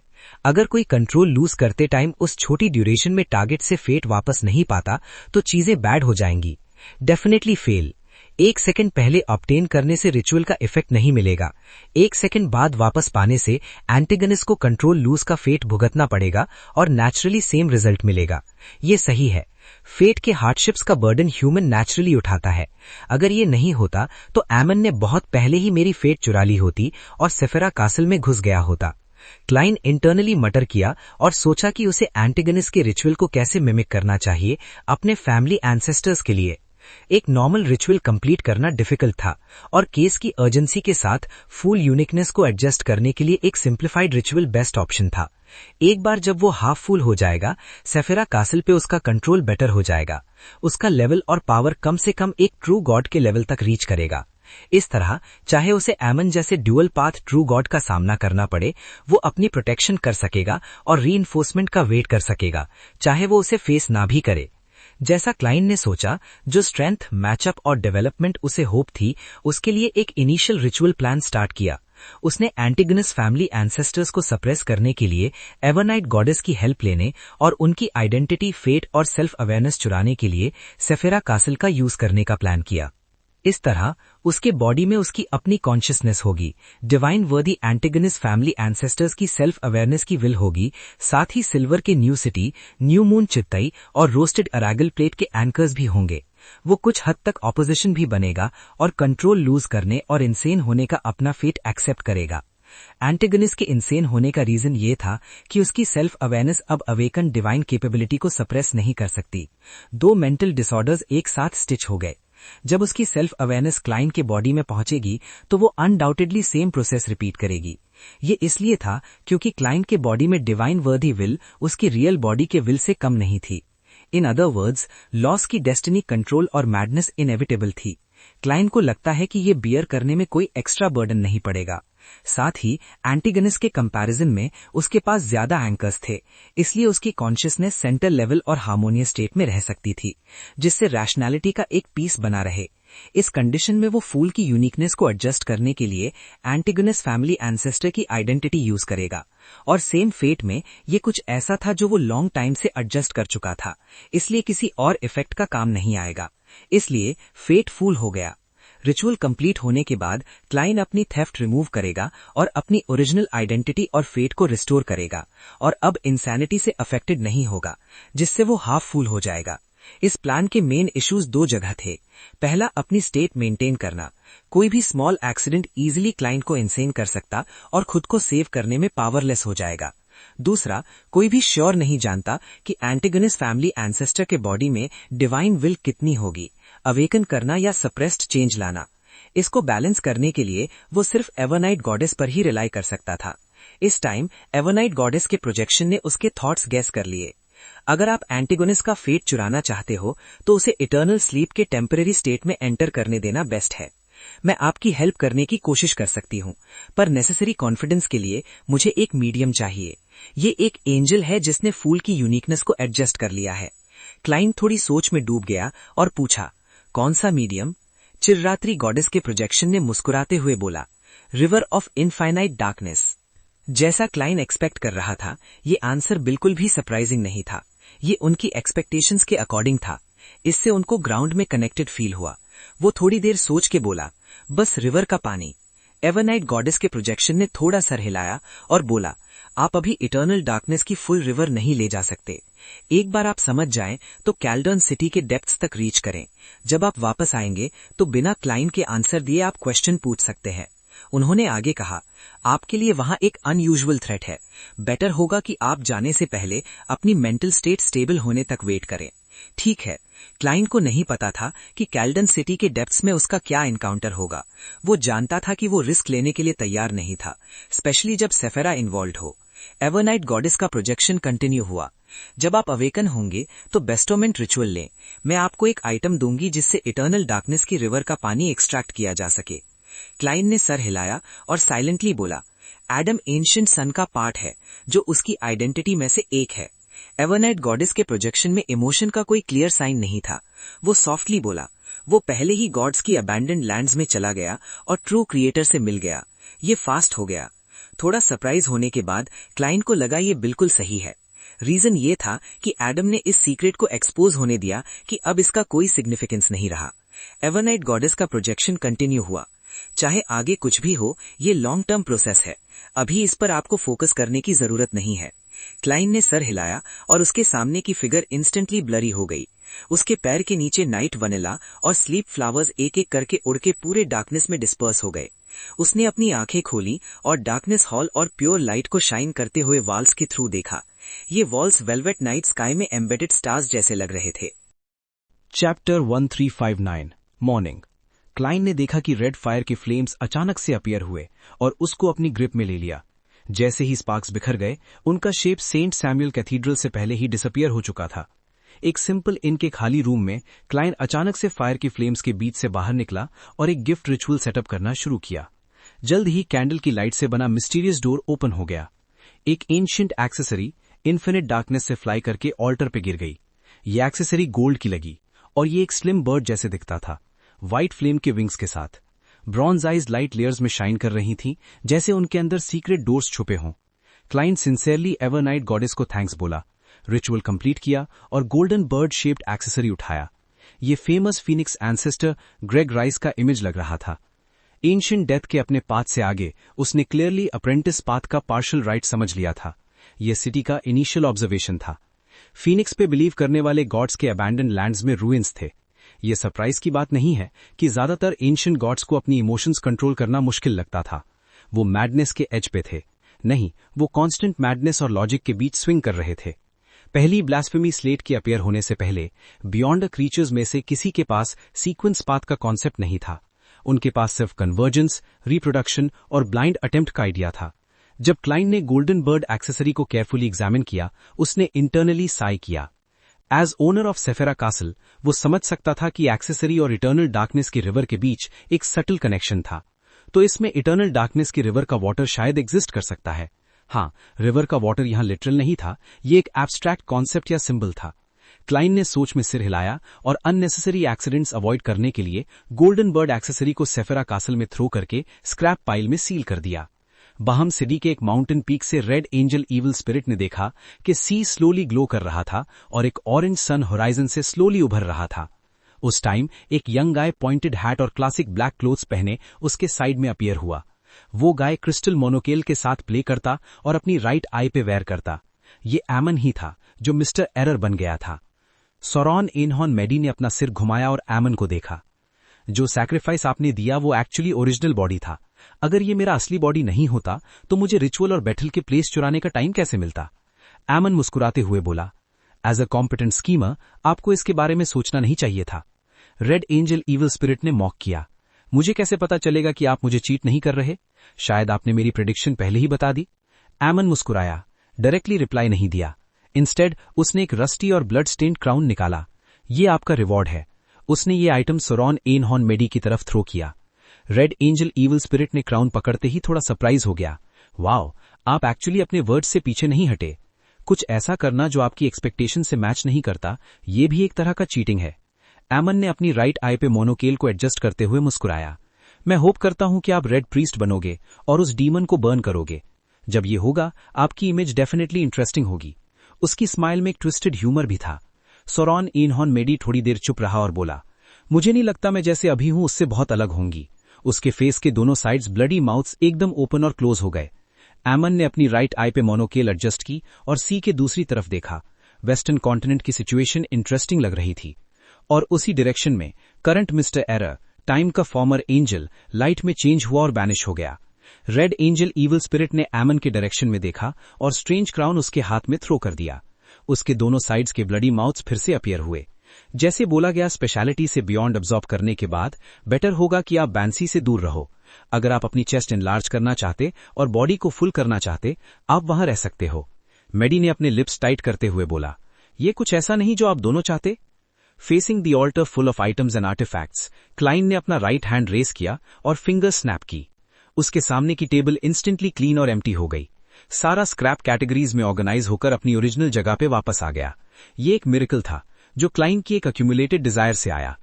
प्रीवियस मिरेकल्स के समनर्स और मिस्ट्रीज की प्रेजेंस के कंपैरिजन में जो मिरेकल मैं बना सकता हूं वो काफी प्रैक्टिकल और डाइवर्स था। इसमें घर बनाना, इंटीरियर डिजाइन, ट्रैश सॉर्टिंग और एनवायरमेंटल कंजर्वेशन इंक्लूडेड था। पर सिर्फ यही नहीं, क्लाइन ने क्लियरली देखा और सेल्फ अम्यूज्ड होके हंसी। फिर उसने डोर ओपन किया और वॉकआउट किया। वो रियल वर्ल्ड में वापस जाना चाहता था और अपनी ह्यूमैनिटी स्ट्रांग करने और मेंटल स्टेबिलिटी के लिए ह्यूमन सोसाइटी में इंटीग्रेट होना चाहता था। अब उसका प्रॉब्लम रिलेटिवली मैनेजेबल था। अगर उसने ब्लेसिंग के लिए हेवन और अर्थ के वर्दी डिवाइन की अवेकेंड डिजायर को सप्रेस किए बिना डायरेक्टली मिस जस्टिस से ट्रीटमेंट डिमांड किया, वो सिर्फ उसे करप्ट करेगा और अपने साइकाइट्रिस्ट को मेंटल इलनेसेस अलाउ करेगा। डेफिनेटली अगर इनजस्टिस ऑर्डर 2 तक रीच होता, इम्पैक्ट ज्यादा नहीं होते। करंट बैकलैंड रिकंस्ट्रक्ट हो चुका था और पेडिस्ट्रियंस का नंबर इंक्रीज हो गया था। जैसे ही क्लाइन ने अंदर पुश करके डोर ओपन किया, उसने डिफरेंट साउंड सुने। Wet, fresh fish from Pritz harbour, full of meat and small bones, fry करने के लिए परफेक्ट। मफिन्स और पोटैटो वेजीज के साथ special ginger beer, hot and fresh clam soup, freshest vegetables. Majority noise vendors के cart से आ रहा था और कुछ स्मॉल नंबर ऑफ ट्रैवलर्स जो पब्लिक कैरेज फॉलो कर रहे थे या पेडिस्ट्रियंस जिनको लोग हरी में नीचे गिरा दिया। मॉर्निंग क्राउड ने एक नॉइजी, स्वीट और केओटिक सीन क्रिएट किया। क्लाइन ने ये अनफेमिलियर बट फेमिलियर स्क्रीम सुनी और क्वाइटली सीन ऑब्जर्व किया। कुछ मिनट्स तक वो मूव नहीं हुआ। तभी एक थीफ पास हुआ और उसने ब्लैक कोट के पॉकेट में हैंड डाला और नियरेस्ट कॉफी शॉप की तरफ गया। एक कप गुड कॉफी, पीस के साथ कुक्ड मटन का सेट और ओटमील ब्रेड का स्लाइस। क्लाइन ने अफोर्डेबल कॉफी शॉप के ओनर से बोला, ओवरऑल 11 PM। बॉस ने मेंटल कैलकुलेशन के बाद बोला, अब हर चीज की प्राइस बढ़ रही है। क्लाइन ने कुछ नहीं बोला। उसने सेफेरा कासल के स्क्रैप पाइल से एक नोट निकाला और बॉस को दिया। फिर विंडो के पास सीट मिली जो थोड़ी स्मूथ नहीं थी। टेबल पे टिश्यू के पीसेस कट किए और ऊपर लेटर पेपर रखा और डीप रेड फाउंटेन पेन निकाला। मॉर्निंग सीन और पेडिस्ट्रियंस को ऑब्जर्व करने के बाद फाइनली लिखा, डियर मिस्टर अजेक, मैं इसके लिए और 1 महीने तक नहीं लिख रहा क्योंकि मेरे पास स्लीपिंग के अलावा टाइम नहीं था। ये इसलिए नहीं था कि मैं इंजर्ड था, पर यह रिचुअल के लिए नेसेसरी था। जब मैं उठा और स्ट्रीट्स पे फिर से ह्यूमन सोसाइटी में गया, मुझे अचानक वो लाइफ याद आई जो मैंने तब किया था जब मैं टेंगिन में था। उस टाइम मॉर्निंग्स हमेशा नॉइजी होते थे। लार्ज नंबर ऑफ सिटीजन्स अपने होम्स छोड़ के फैक्ट्रीज और कंपनीज की तरफ जा रहे थे। मोबाइल वेंडर्स रोड पे गैदर होते और अपनी वेजीज, फूड और फ्रूट्स सेल करते। Quality suspicious, always cheap. मैं हमेशा अपने वॉलेट की प्रोटेक्शन करता और स्टेशन जाने से पहले केयरफुल देखता और पब्लिक कैरेज के साथ वेट करता। मैं 36 जेल्डन स्ट्रीट के ब्लैकथॉर्न सिक्योरिटी कंपनी में काम करता और मेरे पास अच्छे कॉलीग्स का ग्रुप था। कैप्टन डन स्मिथ वहां के एक्सपीरियंस्ड, काइंड और रिस्पॉन्सिबल पर्सन थे। पर्सनैलिटी काम और वर्क में स्किल्ड। टीम के सब मेंबर्स का ख्याल रखता, पर एक वीकनेस थी, बैड मेमोरी। जो केसेस लेस इंपॉर्टेंट वो फॉरगेट कर देता। ऑफन कहता, वेट, एक और बात। डेफिनेटली एक रीजन था कि उसने बहुत सारे कॉलीग्स लूज किए हैं। होप करता हूं कि सब उसके ड्रीम्स में रहेंगे, इसलिए वो ऑफन कंफ्यूज होता कि क्या रियलिटी है और क्या ड्रीम। ओल्ड नील मेरा पहला मिस्टिसिज्म टीचर था। उसने सबसे यूजफुल स्किल सिखाया, एक्सपेंडिचर क्लेम करना, वियर्ड रिचुअल्स डिजाइन करना, मैजिकल होप्स के लिए हेल्प करना। कुछ सक्सेसफुल, कुछ फनी एक्सीडेंट्स क्रिएट हुआ, आज भी याद है। बहुत काइंड पर्सन था, इवन अपने इटर्नल ड्रीम को अचीव करते वक्त भी दूसरों को हर्ट नहीं करना चाहता था। लेनर्ड अपने सीक्रेट वाले पोएट हैं। पहले सोचा मिस्टीरियस एंड हिडन एक्सपर्ट है, लेटर रियलाइज किया वो रूड, सिंपल, इंपल्सिव, रिबेलियस और आइसोलेटेड लड़का है। और वो रियल में लिटरेरी टैलेंट नहीं रखता, सिर्फ एक्टिंग के लिए मेमोरी रिलाई करता है। मिनिमल क्वालिटीज, ब्रेव, कुछ केसेस में स्ट्रॉन्ग इंट्यूशन और sharp reasoning, but limited. Fry cold look पर रिस्पॉन्सिबल और वार्म हार्ट। नीट पे हेल्प हमेशा रेडी। कैनली छोटे, इनिशियली सिविल स्टाफ फिर ऑफिशियल मेंबर अप्लाई किया। क्लेवर, कभी केस रिजेक्ट नहीं करते। कार्ड गेम्स में अपनी फियांसे के बारे में बात करता। Rozanne Blackthorn security receptionist, lively and lazy, सबको पसंद, हमारे लिए लिटिल सिस्टर जैसी। सब ऑफिशियल मेंबर्स से हेट क्योंकि फादर एक ऑफिसर थे, बियॉन्ड ड्यूटी में डेथ हो गई। Mrs Oriana accountant, super delicate, excellent life, rarely talks but finance में हेल्पफुल। रेयरली ओल्ड नील के एक्सपेंसेस रिजेक्ट करती। ममीका ट्रॉन, rare natural white hair, failed writer, excellent काम personality, brave, strong, death face से फियर नहीं, मैडम फ्राई की similar. Chapter 1362 choice. टिंकन के बारे में अपनी रिपोर्ट लिखने के बाद क्लाइन ने शॉर्ट में मेंशन किया कि उसने मिस्ट्रीज के सीक्वेंस 1 अटेंडेंट बनने के लिए रिचुअल कंप्लीट कर लिया है और साथ ही अपनी लाइफ के एक बड़े ट्रॉमा, सीक्रेट ऑर्डर के लीडर ज़ेराटुल का भी सोल्यूशन निकाल लिया है। उसने अपनी सफरिंग का डिटेल में डिस्क्रिप्शन नहीं दिया, सिर्फ उन मेंटल प्रॉब्लम्स पर सीरियस डिस्कशन की जो एंजल्स को फेस करनी पड़ती हैं। फाउंटेन पेन साइड में रखकर और पेपर फोल्ड करके क्लाइन ने सेफेरा कैसल से अजिक की कॉपर विसल निकाली और उस पर फूंक मारी। एक सस्ती कॉफी शॉप के अंदर सफेद हड्डियां फाउंटेन की तरह निकलने लगी और एक जायंट एंजल का शेप बन गया। फिर एंजल का बॉडी छोटा होता गया और एक नॉर्मल इंसान के साइज का रह गया। उसी वक्त वो एक घुटने पर बैठ गई और अपनी पाम आगे बढ़ा दी। मुझसे डरने की कोई जरूरत नहीं है। ये देखकर क्लाइन हंस पड़ा। मैं तुम्हारे साथ कुछ गलत करने वाला नहीं हूं। बोलते हुए उसने लेटर उठाया और स्केलेटन एंजल के हाथ में रख दिया। एंजल ने जोर जोर से कई बार हेड नॉट किया। ये क्लियर नहीं था कि वो अग्री कर रही थी या नहीं। फिर उसका बॉडी टूटकर हड्डियों में बदल गया और जमीन में समा गया। तभी बॉस कॉफी, ओटमील ब्रेड और मटन विद पीस ले आया। क्लाइन ने ब्रेकफास्ट एंजॉय किया, जो ज्यादा टेस्टी नहीं था लेकिन बिल्कुल बॉर्जुआ स्टाइल का था। उसने विंडो के बाहर देखा और बिना किसी वजह के सुबह के सीन को एंजॉय करने लगा। Pedestrians, carriages, trees, fog, food और मशीनरी सब मिलकर एक परफेक्ट पिक्चर बना रहे थे। अगर अपोकलिप्स ना होता तो लाइफ इसी तरह बेस्ट होती। उसने सोचा, अगर कोई सीक्वेंस 7 से आगे तक पहुंच जाए और लाइफ को डिसिप्लिन और पेशेंस के साथ जीना सीख ले तो वो ज्यादा चीजें हैंडल कर सकता है। एक मजिशियन जिसके पास स्लीव्स में कई ट्रिक्स हों, वो सीक्वेंस 6 और 5 के सामने भी ज्यादा वीक नहीं दिखेगा। फेसलेस और मैरिनेटिस्ट जैसे पार्ट्स में एक्टिंग करते करते आदमी खुद को खो सकता है, और जैसे जैसे आगे बढ़ते हो कंट्रोल लूज होने का रिस्क और डेंजरस हो जाता है। हाँ, अगर कोई क्रीपिंग हंगर जैसा सील्ड आर्टिफैक्ट मिल जाए तो परफेक्ट होता। क्लाइन ने कैजुअली सोचा और उस भयानक हंगर को याद किया जो अमोन के हाथ लग चुकी थी। उसे नहीं पता था अमोन उस सील्ड आर्टिफैक्ट के साथ क्या करेगा, लेकिन उसे लगता था कि इस लेवल की चीज टाइम के एंजल के लिए ज्यादा वैल्यूएबल नहीं होगी। थोड़ा सा खेलने के बाद शायद वो उसे किसी डार्क वेयरहाउस में फेंक देगा। क्या मुझे इसे वापस पाने का चांस मिलेगा? जैसे ही ये थॉट आया, क्लाइन को थोड़ा गिल्टी फील हुआ, क्योंकि अगर वो क्रीपिंग हंगर वापस भी ले आए तो वो उसे कबाड़ी में ही डाल देगा, ताकि फ्यूचर में किसी ब्लेस्ड या बिलीवर को दिया जा सके। ये अमोन के पास रहने से ज्यादा अलग नहीं होगा। क्लाइन ने तुरंत अपना ध्यान हटाया। मैं फिर से मिरर खो चुका हूं। एडम को सेंट लेवल पर मिरर में इंटरेस्ट नहीं होना चाहिए। शायद मैं उसे वापस पा सकूं। नहीं, केओस सी से निकला हुआ एरो लगता है। हो सकता है ये एक मीडियम बन गया हो। उसने गहरी सांस ली। बस उम्मीद करता हूं एडम इसे डैमेज ना करे और मेरे पास इसे रिकवर करने का टाइम हो। मिस्ट्रीज के अटेंडेंट बनने के बाद और सेफेरा कैसल पर डीप कंट्रोल हासिल करने के बाद क्लाइन को कंसीलमेंट के फील्ड में एक स्पेशल अथॉरिटी मिल चुकी थी। जब भी वो किसी इंपॉर्टेंट मैटर के बारे में सोचता, उसके अराउंड हमेशा एक पतली शैडो रहती जो कोई और नहीं देख सकता था। ये एक डिवाइन किंगडम का एम्ब्रियोनिक फॉर्म था, मिस्ट्रीज के डोमेन का। इसी वजह से उसने डायरेक्टली एडम के नेम के बारे में सोचने की हिम्मत की। सांस भरते हुए क्लाइन को अचानक कुछ याद आया और उसने तुरंत सेफेरा कैसल में ड्यूटी पर मौजूद स्पिरिट वर्म्स को स्पिरिट वर्ल्ड के एक फिक्स्ड एरिया में ग्राफ्ट करने का ऑर्डर दिया, जो उसने एडवांसमेंट के वक्त डिसाइड किया था। फिर उसने बचा हुआ मटन और ओटमील ब्रेड का लास्ट पीस सूप में डिप किया, कॉफी फिनिश की, हैट पहनी, खड़ा हुआ और एक स्टेप आगे बढ़ा और यूटोपिया के मैच करते हुए स्पिरिट वर्ल्ड में एंटर हो गया। फिर ग्राफ्टिंग हटाकर यूटोपिया के रूइंस में वापस आ गया। ये उसकी एबिलिटी थी, ग्राफ्टिंग और स्पिरिट वर्ल्ड के जरिए इनडायरेक्टली टेलीपोर्ट होने की। शर्त सिर्फ इतनी थी कि उस एरिया को स्पिरिट वर्ल्ड में लोकेट कर पाना। सेफेरा कैसल का ओनर होने के नाते क्लाइन के पास एक यूनिक एडवांटेज था। जेराटुल और बाकी मिस्ट्रीज के अटेंडेंट्स सिर्फ अपनी प्रेपरेशंस पर डिपेंड कर सकते थे। यूटोपिया के रूइंस में कदम रखते ही क्लाइन ने देखा कि गिर चुके घर और जली हुई लाशें अलग अलग कलर्स में चमक रही थीं। ये मॉन्स्टर पपेट्स के अंदर की बियॉन्डर कैरेक्टरिस्टिक्स थीं। जो वेल्थ क्लाइन ने कलेक्ट की थी वो गॉड्स फॉरसेकन लैंड में वापस आ चुकी थी। ये उसके लिए बेकार थी, लेकिन उसके बिलीवर्स और ब्लेस्ड लोग अभी भी काफी थे और धीरे धीरे बढ़ रहे थे। एक गॉड होने के नाते उन्हें कुछ एक्स्ट्रा कैरेक्टरिस्टिक्स देना जरूरी था। अच्छा हुआ स्टॉर्म गॉड ने सब उड़ा नहीं दिया। क्लाइन ने खुद से कहते हुए लियोड्रो को थैंक यू दिया। ईस्ट चेस्टर काउंटी में हॉल फैमिली के मैनर के अंदर सूरज निकलते ही थके हुए लोग अपने रूम्स में वापस जाकर नींद पूरी करने लगे। सिर्फ एल्फ्रेड अर्ल हॉल के पर्सनल बॉडीगार्ड्स, डीकन्स और नाइट हॉक्स बचे थे जो चर्च ऑफ एवरनाइट के ऑर्डर पर कल रात के इंसिडेंट की इन्वेस्टिगेशन कर रहे थे।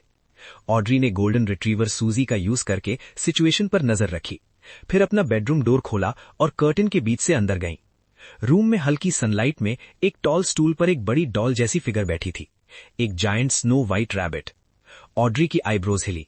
उसने धीरे से कहा, मिस्टर रैथ। ये वही मिस्टर रैथ थे जो साइकोलॉजी एल्केमिस्ट्स के मेंबर थे और माइंड ड्रैगन का पीछा कर रहे थे। इन्हें हर्मीज की आइडेंटिटीज में से एक माना जाता है। बोलते हुए ऑड्री ने हाथ बढ़ाकर डोर बंद कर दिया और इसी एक्शन के साथ उसके हाथ के पिछले हिस्से पर स्टार शेप्ड रेड टैटू चमक उठा। सॉरी, मैंने आपका यूज किया। डोर बंद होते ही जायंट व्हाइट रैबिट ने पहले बोला, वैसे हो सकता है किसी और ने भी मेरा यूज किया हो।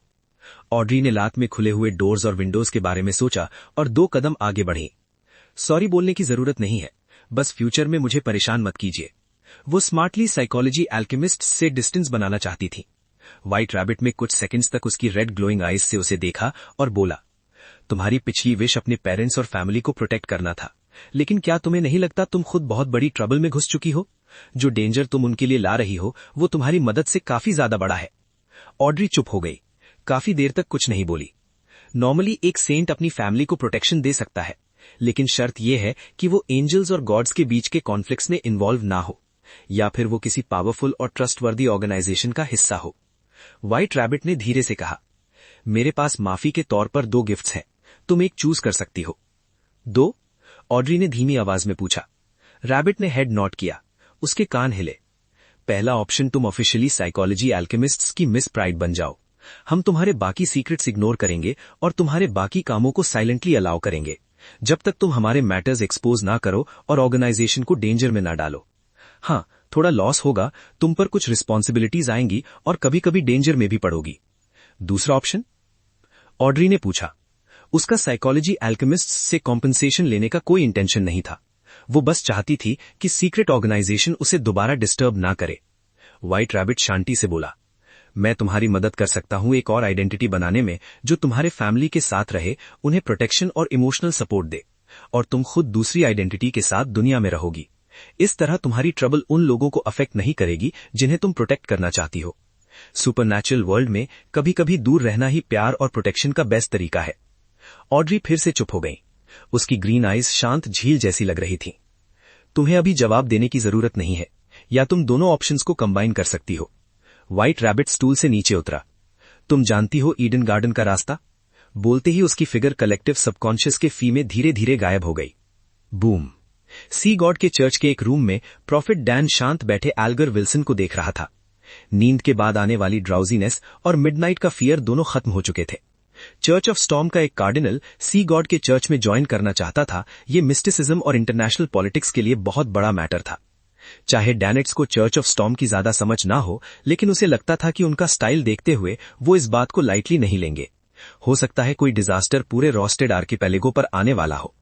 ऊपर से एक कार्डिनल स्टॉर्म गॉड के लिए बहुत इंपॉर्टेंट होता है। एल्गर का बिट्रेयल किसी भी वक्त डिवाइन पनिशमेंट ले आ सकता है। डैनेट्स जितना ज्यादा सोचता उतना ही डर लगता।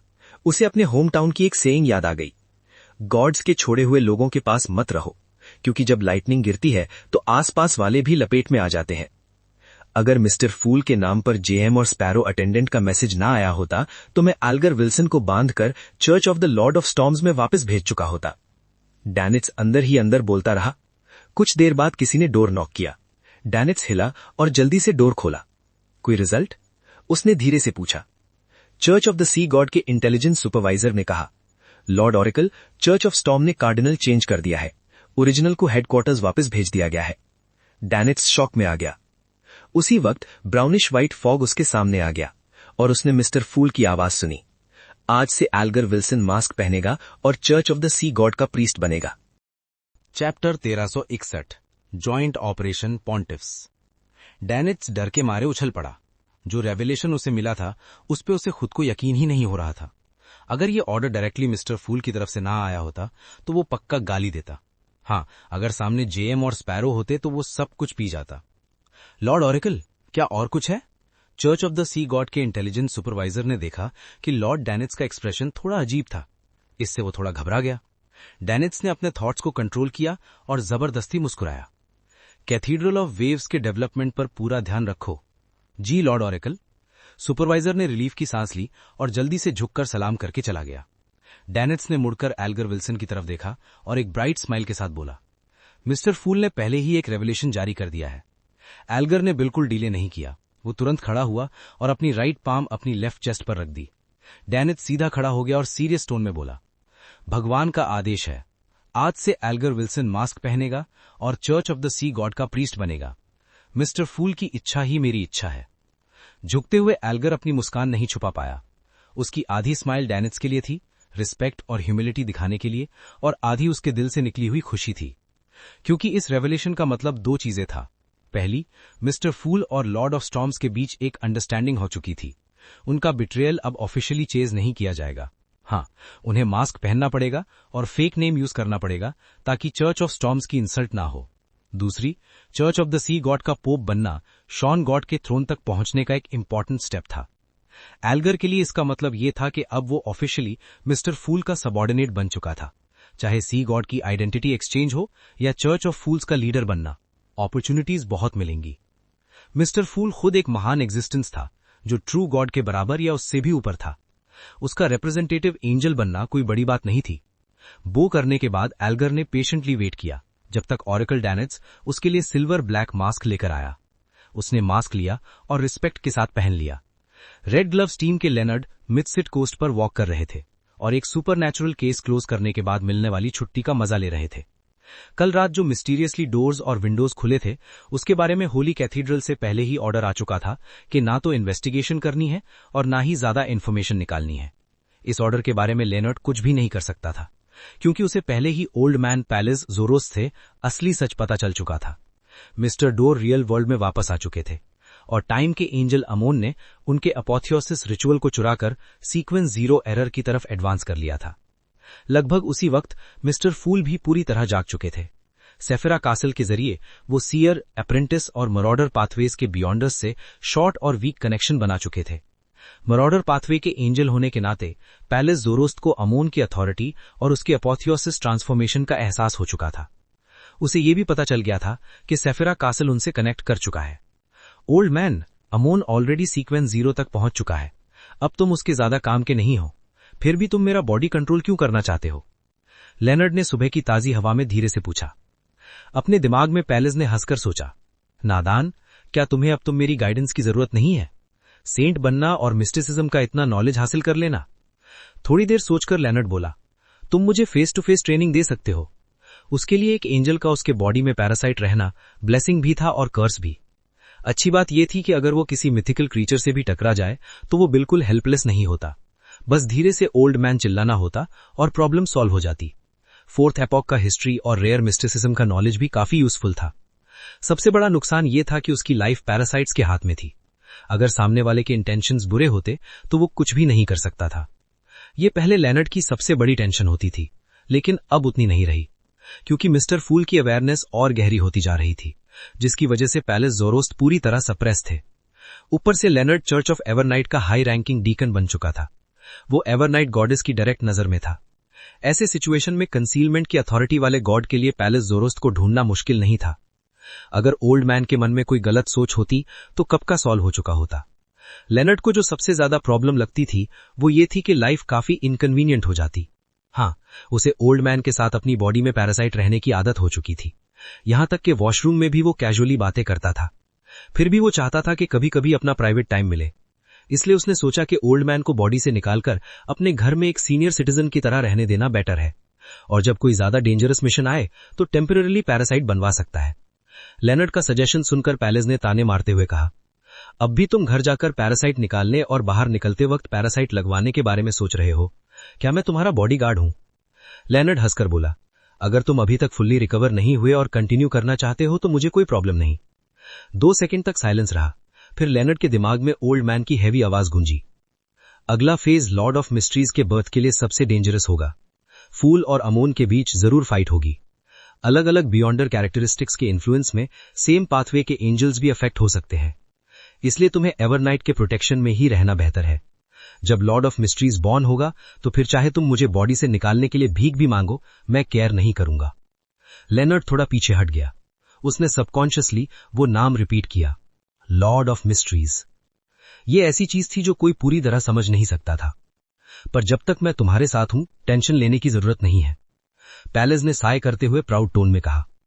लेनर्ड कुछ पूछने ही वाला था कि अचानक उसने रेड ग्लव्स टीम के एक मेंबर को टेलीग्राम लेते हुए भागते देखा। सर, होली कैथीड्रल से टेलीग्राम है, टीम मेंबर ने रिस्पेक्टफुली कहा। लेनर्ड ने हल्का सा नॉड किया और टेलीग्राम ले लिया। उसने तुरंत पढ़ा, साउथ कॉन्टिनेंट जाओ और रोज स्कूल ऑफ थॉट की सीज में हिस्सा लो। South continent, rose school of thought. Leonard सिर्फ इन 2 वर्ड्स पर फोकस कर पाया। वो तुरंत सिटी के सबसे बड़े कैथीड्रल में वापस गया और होली कैथीड्रल से कांटेक्ट बनाने के लिए large scale ritual magic use की। सपने में उसकी मुलाकात पोप, मैडम एरियाना और बाकी हाई ऑफिशियल से हुई। शॉर्ट डिस्कशन के बाद लेनर्ड में मिशन का मेन आइडिया समझ लिया। Different Orthodox churches south continent में 3 से 4 गॉड्स को भेज रहे हैं ताकि रोज स्कूल ऑफ थॉट को सराउंड किया जा सके, जो वर्ल्ड वॉर के बाद बहुत एक्टिव हो गया था। ये एक लॉन्ग टर्म मिशन था। रोज स्कूल ऑफ थॉट के गॉड्स अपने ट्रैक्स छुपाने में एक्सपर्ट थे। वो काफी सीक्रेटली काम करते थे और इजीली ट्रेस या लॉक नहीं किए जा सकते थे। उनसे डील करना भी आसान नहीं था। पोप के हिसाब से अगर 3 साल के अंदर प्रॉपर रिजल्ट्स मिल जाएं तो वो भी काफी माना जाएगा। इस प्रोसेस में होली कैथीड्रल सिचुएशन ऑब्जर्व करेगा और गॉड्स को रोटेट करेगा ताकि आर्च बिशप्स और high ranking deacons mentally stable रहें। ड्रीम से बाहर निकलकर लेनर्ड ने इधर उधर देखा और धीरे से बोला, ओल्ड मैन, ये सब थोड़ा अजीब लग रहा है। अचानक सब चर्चेज मिलकर रोज स्कूल ऑफ थॉट को टारगेट क्यों कर रहे हैं? ये कोई आसान काम नहीं था। पिछले कई सेंचुरीज में ऑर्थोडॉक्स चर्चेज ने ऐसे अटेम्प्ट्स किए थे, लेकिन वो सिर्फ रोज स्कूल को सप्रेस और वीकन कर पाए थे, खत्म नहीं कर पाए थे। एक वजह यह थी कि उनके अलायंसेज में क्रैक्स आ जाते थे, म्यूचुअल ट्रस्ट और कोऑपरेशन की कमी रहती थी। दूसरी वजह यह थी कि रोज स्कूल ऑफ थॉट के गॉड्स चेन गॉड और मदर ट्री ऑफ डिजायर के ब्लेसिंग के साथ अपने आप को बचाना और छुपना अच्छी तरह जानते थे। वो बिना वजह खुद को डेंजर में नहीं डालते थे। पैलेस ने तुरंत जवाब नहीं दिया। लगभग 10 सेकंड बाद उसने साय किया और ओल्ड टोन में कहा, ये पोटेंशियल थ्रेट्स को खत्म करने और एपोकलिप्स के लिए प्रिपेयर करने के लिए है। Preparing for apocalypse. लेनर्ड कुछ कहना चाहता था, फिर चुप हो गया। बैकलैंड के हार्वेस्ट चर्च में एमलिन व्हाइट हॉल में एंटर ही किया कि उसने फादर उत्त्रावस्की को फ्रंट बेंच पर एक माउंटेन की तरह खड़ा देखा। अर्थ मदर ने हमें साउथ कॉन्टिनेंट जाने और ईविल को दफनाने का ऑर्डर दिया है। फादर उत्त्रावस्की की आवाज हॉल में थंडर की तरह गूंजी और प्रे कर रहे लोगों की आंखें खुल गईं। तो कल रात का सपना सच था। एमलिन को अब समझ आ गया। कल रात उसने अपनी एंसेस्टर का सपना देखा था। उसमें बोला गया था कि वो फादर उत्त्रावस्की और रोज स्कूल ऑफ थॉट के टेम्परेंस फैक्शन के साथ काम करे और साउथ कॉन्टिनेंट जाकर उन लोगों से लड़े जो प्राइमोडियल मून को मानते हैं, और अगर मौका मिले तो मदर ट्री ऑफ डिजायर के बिलीवर्स को भी बख्शना नहीं। क्योंकि एमलिन अक्सर फेक रेवलेशंस करता रहता था, इसलिए उसने पहले इस ड्रीम को सीरियसली नहीं लिया। वो पहले कपड़े चेंज करके प्रेयर कंप्लीट करना चाहता था, फिर फादर उत्त्रावस्की से कंफर्म करता। अब उसने सिर झुकाया और शांति से बोला, कोई जल्दी नहीं, मैं पहले रोज स्कूल ऑफ थॉट के टेम्परेंस फैक्शन के मेंबर से कांटेक्ट करूंगा। फादर उत्त्रावस्की ने कैजुअली हेड नॉट किया। कुछ वॉलंटियर सैंग्विन भी सेलेक्ट करो। रिपब्लिक के कैपिटल ट्रियर में एक इंटेलिजेंस एजेंसी का सुपरवाइजर अपने सबऑर्डिनेट्स को टास्क्स दे रहा था। अचानक उसकी नजर ब्लर हो गई और उसने अपने कानों में एक डोर की आवाज सुनी, ऑरविल स्टिलन, ऑरविल्स डिलन। Chapter 1362 witness. एक बियॉन्डर के तौर पर जो सीक्रेट ऑर्डर का मेंबर होते हुए इनती के पब्लिक सिक्योरिटी ब्यूरो में ज्वाइन हुआ था, एंटन के लिए ऐसा एक्सपीरियंस पहली बार नहीं था। पहले जब भी वो एडवांस करता था, उसे हॉर्नेसिस फ्लेग्रिया की आवाज सुनाई देती थी। कई बार उसने अपना कंट्रोल भी खो दिया था, लेकिन इस बार पहले जैसा नहीं लग रहा था। विस्पर की कंटेंट बदल गई थी। जब हैल्यूसिनेशन शांत हुई, उसके सामने सब कुछ नॉर्मल हो गया। एंटन ने भौएं चढ़ाकर अपने आप से कहा, मेरी मेंटल कंडीशन रीसेंट टाइम में काफी स्टेबल रही है। न मैंने पोशन ली है और न ही एडवांस करने की कोशिश की है। फिर मुझे किसी मिस्टीरियस एग्जिस्टेंस की विस्पर क्यों सुनाई दे रही है? ये पहले जैसा बिल्कुल नहीं लगता। ऑरविल का क्या मतलब था? मेरे पास काफी इंफॉर्मेशन नहीं है, मैं बिल्कुल समझ नहीं पा रहा हूं। डिलन। हाँ, ऑर्डर के लीडर्स ने मेंशन किया था कि हमारे मिस्टीरियस और टेरिफाइंग लीडर ने कभी डिलन नाम के एक एंशिएंट कासल को हाइड कर दिया था। टीथ। जब भी मैं उस एग्जिस्टेंस को याद करता हूं, मेरे जिस्म में सिर्फ कपकपी ही दौड़ती है। पिछले 2 सालों में जो नॉर्मल से हटकर टेरिफाइंग लेजेंड्स और डिस्ट्रक्शन उसने छोड़ा है, वो किसी को जिंदगी भर के नाइटमेयर्स देने के लिए काफी है। एंटन ने खुद को शांत किया और अपनी कंफ्यूजन को दबा दिया। उसने अपने सबऑर्डिनेट्स को मिशन देना कंटिन्यू रखा। एक ग्रेव के सामने क्लाइन, जो अभी सफेद फूल रखकर उठा था, ने हल्का सा अपना सर घुमाया, जैसे कुछ सुन रहा हो। उसने कुछ नहीं सुना, लेकिन एंजल्स के किंग के रूप में, जो अपने पाथ के अथॉरिटी के एक हिस्सा को कंट्रोल करता था, उसे क्लियरली महसूस हुआ कि कुछ मिस हो रहा है। कुछ सीक्रेट इन्फॉर्मेशन किसी स्पेसिफिक टारगेट तक पहुंचाई जा रही है। ज़रात अभी पूरी तरह मरा नहीं है, क्लाइन ने नजर हटाकर मन ही मन कहा। उस वक्त उसने अपने लेवल, स्टेटस और अथॉरिटी पर भरोसा करके ज़रात के रिजरेक्शन को जबरदस्ती रोक दिया था। उस वक्त उसे कुछ एबनॉर्मल महसूस नहीं हुआ, लेकिन बाद में खुद को ऑब्जर्व करने पर कुछ प्रॉब्लमैटिक लगा। ज़ेरात से जो बियॉन्ड कैरेक्टरिस्टिक उसने ऑब्जर्व की थी, उसमें एक कंप्लीट सेट था, सीक्वेंस 9 से लेकर ऊपर तक का। इसका मतलब ये भी था कि उसके पास ज़ेरात के बियॉन्ड एक एक्स्ट्रा मिरेकल इन्वोकर बियॉन्ड कैरेक्टरिस्टिक थी जो गायब हो चुकी थी। और स्कॉलर ऑफ योर और वियर्ड सॉसरर के अलावा कोई और बियॉन्ड कैरेक्टरिस्टिक थी या नहीं, इस पर क्लाइन गेस भी नहीं कर सकता था, क्योंकि उसके पास ज़ेरात की पूरी समझ नहीं थी। इसी बेस पर क्लाइन को काफी टाइम से शक था कि ज़ेरात पूरी तरह मरा नहीं था। लेकिन अगर दूसरा साइड रिवाइव होना चाहे तो ये इतना आसान भी नहीं होगा। बहुत सिंपल मेथड यूज करने से हाइडिंग में कमी आ जाती और सेम पाथ के हायर सीक्वेंस वाले लोग उसे पकड़ लेते। जब ज़ेरात अपने आप से सीक्वेंस 2 से ऊपर की कैरेक्टरिस्टिक्स को अलग कर सकता था, तब वो डेफिनेटली सीक्वेंस ऑफ मिस्ट्रीज का अटेंडेंट था। ऐसे लोगों को रोकना बहुत मुश्किल है। इसीलिए क्लाइन का मानना था कि ज़ेरात ने उन बियॉन्ड कैरेक्टरिस्टिक्स के उस पार्ट का यूज किया जो उसने खुद से अलग की थी, लेकिन सीधा रिवाइव होने के लिए नहीं, बल्कि अच्छी तैयारी के लिए। उसने एक मौका चाहिए था, या कोई मीडियम जिससे उसकी तैयारी सक्सेसफुल हो सके। उसने मिरेकल इन्वोकर वाली बियॉन्ड कैरेक्टरिस्टिक को एक स्पेशल तरीके से हाइड किया था, वरना जब मैं सीक्वेंस ऑफ मिस्ट्रीज का अटेंडेंट बना था तो सेफिरा कासल के जरिए मैं उसे डायरेक्टली देख सकता था। अगला स्टेप ये होगा कि वो किसी सीक्रेट मेथड से किसी स्पेसिफिक टारगेट को गाइड या ल्योर करे। अभी उसने यूनिकनेस एडजस्ट नहीं की है, इसलिए वो सब चैनल्स पर ब्रॉडकास्ट नहीं कर सकता, और उसे ये भी इंश्योर करना होगा कि एडवांस्ड मैं या अमोन उसकी बातें न सुन ले। इस वजह से जितने टारगेट्स को वो ल्योर कर सकता है वो लिमिटेड हैं, सीक्रेट ऑर्डर के कुछ मेंबर्स। क्लाइन जो घटनों पर बैठा था, सोचते हुए सर हिलाता रहा। उसने सांस छोड़ी और कहा, सियर पाथ के हायर सीक्वेंस वालों को मारना इतना मुश्किल क्यों होता है? हर किसी के पास इतनी तैयारी और ट्रम्प कार्ड्स होते हैं। अब उसे समझ आया कि गॉडेस ने एंटिगोनस फैमिली के एंसेस्टर को सीधा क्यों नहीं मारा था। हाफ फूल के लिए डेथ एक नई लाइफ हो सकती है, लेकिन इतनी कॉम्प्लेक्स प्लानिंग का मतलब होता है कम रिस्क टॉलरेंस। कौन जाने ज़ेरात के रेजरेक्शन प्लान से कोई लकी सीक्रेट ऑर्डर मेंबर ही बेनिफिट उठा ले, और ऊपर से आउटर डेटीज के इंटरफेयर करने का भी चांस है। क्लाइन धीरे धीरे खड़ा हुआ और मन ही मन हंस दिया। फिलहाल उसका कोई प्लान नहीं था कि वो मिरेकल इन्वोकर को ढूंढे। अमोन की गलती के जो हैवी प्रेशर आया था, उसमें उसे अपनी ह्यूमैनिटी को स्ट्रांग करना और अपने मेंटल स्टेट को स्टेबल करना ही सबसे पहले जरूरी था। फूल की यूनिकनेस को एडजस्ट करने के लिए उसे स्पिरिट वर्ल्ड में कैल्डरॉन सिटी जाकर रिवर ऑफ एटर्नल डार्कनेस का पानी वापस लाना था। उसके पास नॉन एसेंशियल चीजों के लिए टाइम नहीं था। जब तक वो सक्सेसफुली एडवांस करके अपनी स्टेट का नया बैलेंस रिस्टोर नहीं कर लेता, तब तक वो इनसे के पास जाकर सीक्रेट ऑर्डर के मेंबर्स से डील नहीं करेगा। ये एंजल को हमेशा के लिए एटर्नल रेस्ट में डाल देगा। सोचते सोचते उसने सामने के टूमस्टोन को देखा, फिर धीरे से पीछे हटा, हाथ पॉकेट में डाला और स्पिरिट वर्ल्ड में एंटर कर गया। रीसेंट डेज में वो मिस्टिसिज्म का एक टूरिस्ट बन चुका था। कभी अपनी पुरानी जगह लौट जाता, कभी फेट की गाइडेंस में स्पिरिट वर्ल्ड में घूमता, अलग अलग रियलिटीज के सीन्स देखता। इससे उसकी सेल्फ अवेयरनेस और कॉन्शियसनेस धीरे धीरे वापस स्ट्रांग हो रही थी। अब वो अपने एंकर्स का यूज करके अपनी डिवाइन अर्ज को काफी हद तक सप्रेस कर सकता था। स्पिरिट वर्ल्ड से निकलकर जब वो रियल वर्ल्ड में आया तो उसके सामने एक छोटा सा स्क्वायर और एवरनाइट गॉडेस का कैथीड्रल था। बहुत सारे लोग खुशी खुशी कैथीड्रल के अंदर जा रहे थे। मैं बैकलैंड में वापस आ गया हूँ। क्लाइन ने पतले बादलों के बीच से निकलते सूरज को देखा और भीड़ के साथ गेट तक चला गया। जैसे ही वो अंदर गया, उसकी नजर रुक गई। उसने बेंसन को देखा। बेंसन मोरेटी, काले बाल, भूरी आंखें। उसका चेहरा कुछ हद तक क्लाइन जैसा ही था, लेकिन वो थोड़ा ज्यादा मैच्योर लग रहा था।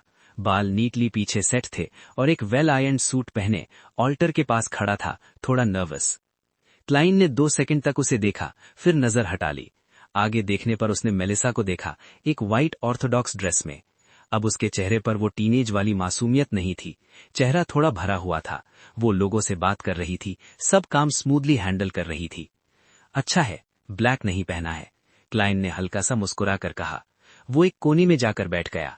लगभग 10 मिनट बाद मेलिसा अपनी सीट पर आकर बैठ गई। म्यूजिक बजने लगा। व्हाइट वेडिंग गाउन में एक लड़की अपने फादर का हाथ और मदर का हाथ पकड़े आयल से चलती हुई ऑल्टर की तरफ बढ़ी। बेंसन ने थूक निगला और खुद को मुस्कुराने से रोक नहीं पाया। ये उसकी शादी थी। क्लाइन कोने में बैठकर ये सीन देख रहा था। उसने धीरे से कहा, वो बिल्कुल कर्ली हेड बबून की तरह मुस्कुरा रहा है। ब्राइड ऑल्टर के सामने आई और होली सिंबल के सामने झुकी। प्रीस्ट ने सेरेमनी शुरू की। डियर फ्रेंड्स इन फैमिली, हम आज यहाँ बिनेवलेंट गॉडेस की ग्रेस के साथ इस कपल की शादी के विटनेस बनने के लिए इकट्ठा हुए हैं। सबने अपना राइट हैंड उठाया और एवरनाइट गॉडेस का साइन बनाया। क्लाइन ने भी वही किया। प्रीस्ट ने ब्राइड से पूछा, लूसी ब्रुक, क्या तुम बेंसन मोरेटी को अपना लॉफुली वेडेड हस्बैंड एक्सेप्ट करती हो? हैप्पीनेस और सॉरो, इलनेस और हेल्थ, हर चैलेंज में उससे प्यार और रिस्पेक्ट करने का वादा करती हो? लूसी ने होली सिंबल को देखा और बोला, आई डू। फिर प्रीस्ट ने बेंसन से पूछा, बेंसन मोरेटी, क्या तुम लूसी ब्रुक को अपना लॉफुली वेडेड वाइफ एक्सेप्ट करते हो? I do. मेलिसा की आंखें भर आईं, उसका दिल खुशी से भर गया। इतनी मुश्किलों के बाद उनके फैमिली में एक नया मेंबर आ रहा था। अचानक उसने कोने की तरफ देखा, एक खाली सीट थी, वहां कोई नहीं था। उसने होंठ भींचे, फिर धीरे से ऑल्टर की तरफ वापस देखा। जब प्रीस्ट ने डिक्लेयर किया कि बेंसन और लूसी हस्बैंड और वाइफ बन गए हैं, तब मेलिसा फिर से मुस्कुरा दी। ईस्ट चेस्टर काउंटी के हॉल फैमिली मैनर में क्लाइन शून्य से बाहर आया। उसका दिमाग स्टेबल हो चुका था। अब वो अपनी थेरेपी कंटिन्यू कर सकता था और साथ ही उसे एक और प्रॉब्लम सॉल्व करनी थी। Chapter 1363 treatment plan. ऑटम की धूप से ढके हुए वरांडा में ऑड्रे वेकेशन के मूड में एक फ्रेश स्ट्रॉ हैट पहने लॉन चेयर पर बैठी हुई एक फैशन मैगजीन आराम से पलट रही थी। उसके पास गोल टेबल पर फैमिली मैनर की चाय पत्तियों से बनी हुई डिलिशियस पेस्ट्री और एक कप ब्लैक टी रखी हुई थी। अचानक उसने वरांडा के कोने की तरफ देखा और देखा कि गर्मन स्पैरो एक ब्लैक ट्रेंच कोट और सिल्क हैट पहने हुए चलकर आ रहा है। ऑड्रे ने अपना सर घुमाया और अपनी मेड एनी को देखा और महसूस किया कि जैसे बाकी सर्वेंट्स वो भी इस अजनबी को इग्नोर कर रही थी जो अचानक कहीं से अपीयर हो गया था। उसी वक्त ऑड्रे को लगा कि आसपास का माहौल थोड़ा डार्क हो गया है। वो अपनी स्कर्ट का कॉर्नर पकड़कर खड़ी हो गई। ओरिजिनली उसने प्लान किया था कि साइकोलॉजी एल्केमिस्ट्स और मिस्टर रैथ के बीच जो मैटर है उस पर सीरियस डिस्कशन करेगी, लेकिन फिर उसने मुस्कुराते हुए अपनी यूजुअल चीयरफुल और ब्राइट टोन में कहा, मिस्टर वर्ल्ड, क्या आप यहाँ साइकोलॉजिकल काउंसलिंग लेने आए हो या फिर मिस्टर रैथ की प्रॉब्लम सॉल्व करने? अगर सिर्फ पहले वाली बात होती, ऑड्रे ने सोचा, तो गर्मन स्पैरो ग्रे फॉग के ऊपर वाली दुनिया में ही मुझसे मिल लेता। वो ज्यादा कन्वीनियंट और फास्ट होता। इसका मतलब था कि ये एंजल डेफिनेटली रियल वर्ल्ड में मिस्टर फूल के इंस्ट्रक्शंस पर कोई मिशन कंप्लीट करने आया है। उसी वक्त ऑड्रे को क्लियरली महसूस हुआ कि मिस्टर वर्ल्ड के इमोशंस मिक्स्ड है। वो सैटिस्फाइड और खुश भी है, लेकिन साथ ही उदास और डिप्रेस्ड भी। गर्मन स्पैरो की मेन थेरेपिस्ट होने के नाते ऑड्रे के लिए ये सिचुएशन रेयर नहीं थी। अक्सर इसका मतलब ये होता है कि उसे थोड़ी काउंसलिंग और कंफर्ट की जरूरत होती है। क्लेन ने एक चेयर खींचकर राउंड टेबल के पास बैठ गया। ब्लैक टी या कॉफी? ऑड्रे ने पूछा। ऑड्रे ने मिस्टर वर्ल्ड की डायरेक्ट इन्वेस्टिगेशन शुरू नहीं की। वो पहले भी ड्वेन डांटेस से कई बार मिल चुकी थी, मीटिंग्स, बैंक्वेट्स और डांसेस में। ऑब्जर्वर की डीप ऑब्जर्वेशन के साथ कई डिटेल्स उसे पहले से ही पता थी, जैसे ड्वेन डांटेस को थोड़ा सावर स्वीट टेस्ट पसंद था। वो शुगर वाली कॉफी पीता था बिना मिल्क के। ब्लैक टी में लेमन स्लाइस पसंद करता था। पेस्ट्रीज में उसकी फर्स्ट चॉइस क्रीम पेस्ट्री थी। फॉयग्रा, रोस्टेड चिकन स्किन और बीफ टेंडरलॉइन से ज्यादा उसे रिबाई स्टेक पसंद था। डेजी पाई उसे ब्रेड से ज्यादा पसंद थी और वो स्पाइसेस का भी शौकीन था, स्पेशली डेजी काउंटी स्टाइल। इन सब डिटेल्स के साथ ऑड्रे को लगा कि मिस्टर वर्ल्ड को टेबल की पेस्ट्रीज ऑफर न करना बदतमीजी होगी और इन स्नैक्स के साथ बेस्ट ड्रिंक या तो ब्लैक टी होती है या कॉफी। ब्लैक टी, क्लेन ने थोड़ा सोचकर जवाब दिया। मिस जस्टिस का काम और फ्रेंडली एटीट्यूड उसे काफी कंफर्टेबल फील करा रहा था। उसे लगा कि ये मेंटल पीस के लिए अच्छा होगा। ऑड्रे ने एनी से कहा, एक कप ब्लैक टी लाओ और एक लेमन स्लाइस भी डाल देना। एनी बिल्कुल सरप्राइज नहीं हुई, उसे सब नेचुरल लगा। वो मुड़कर वरांडा के एंट्रेंस पर गई और एक सर्वेंट को इंस्ट्रक्शंस दे दी। ऑड्रे को थेरेपी प्रोसेस शुरू करने की कोई जल्दी नहीं थी। उसने मिस्टर वर्ल्ड से ये भी नहीं पूछा कि उसका मूड इतना कॉम्प्लिकेटेड क्यों है। वो मुस्कुराते हुए मैनर के लोकल प्रोडक्ट्स का इंट्रोडक्शन देने लगी। उसने ड्वेन डांटेस के मैनर से कंपैरिजन किया और बटलर और सर्वेंट्स के करंट स्टेटस के बारे में बताया। कुछ लोग मैनर में ही रुक गए और अपना पुराना काम कंटिन्यू किया। मैनर का प्रोडक्शन काफी अच्छा चल रहा था। इतना सरप्लस भी हो रहा था कि हाउसेज रिपेयर करने और चैरिटी को डोनेट करने के लिए पैसा मिल जाता था। ऑड्रे ने सिर्फ एक अकाउंटेंट, एक असिस्टेंट बटलर और फाउंडेशन का एक स्टाफ मेंबर उनकी चेकिंग के लिए भेजा। कुछ लोगों को लगा कि बिना रियल एम्प्लॉयर के वो अपनी ड्यूटी प्रॉपर्ली नहीं निभा पा रहे। उन्हें अपनी सैलरी लेने में शर्म महसूस हुई और उन्होंने रिजाइन करके नई जॉब ढूंढने का फैसला किया। कुछ लोग चैरिटी वर्क में इंटरेस्टेड हो गए और लाइफ का नया पर्पस मिल गया। वो ऑड्रे के नाम पर चलने वाली फाउंडेशन में ज्वाइन हो गए। क्लेन शांत होकर सुनता रहा, कभी कभी नॉर्मल फ्रेंड की तरह सवाल भी पूछता रहा। जब चाय आई उसने एक सिप ली और सेटिस्फैक्शन में सर हिला दिया। उसे क्रीम केक का एक पीस खाते देख ऑड्रे की ग्रीन आइज चमक उठी और मुस्कुराते हुए बोली, एक एंजल को फूड की जरूरत तो नहीं होती है ना? हाँ, ये बस एक हॉबी है। इससे अपनी ह्यूमैनिटी मेंटेन की जा सकती है। ह्यूमैनिटी को मेंटेन करना? ऑड्रे ने सेंटेंस पर थोड़ा सोचा। यानी अपने अंदर की डिविनिटी का ऑपोजिशन करना। आपकी मेंटल प्रॉब्लम भी इसी कैटेगरी में आती है। उसने धीरे से टॉपिक को साइकोलॉजिकल ट्रीटमेंट की तरफ गाइड किया।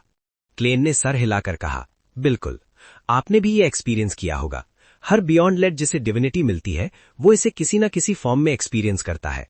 फर्क सिर्फ लेवल का होता है। ऑड्रे ने सीरियसली याद करते हुए कहा, कभी कभी मैं एक रोशनी का गोला देखती हूं जो पूरी दुनिया को रोशन कर देता है।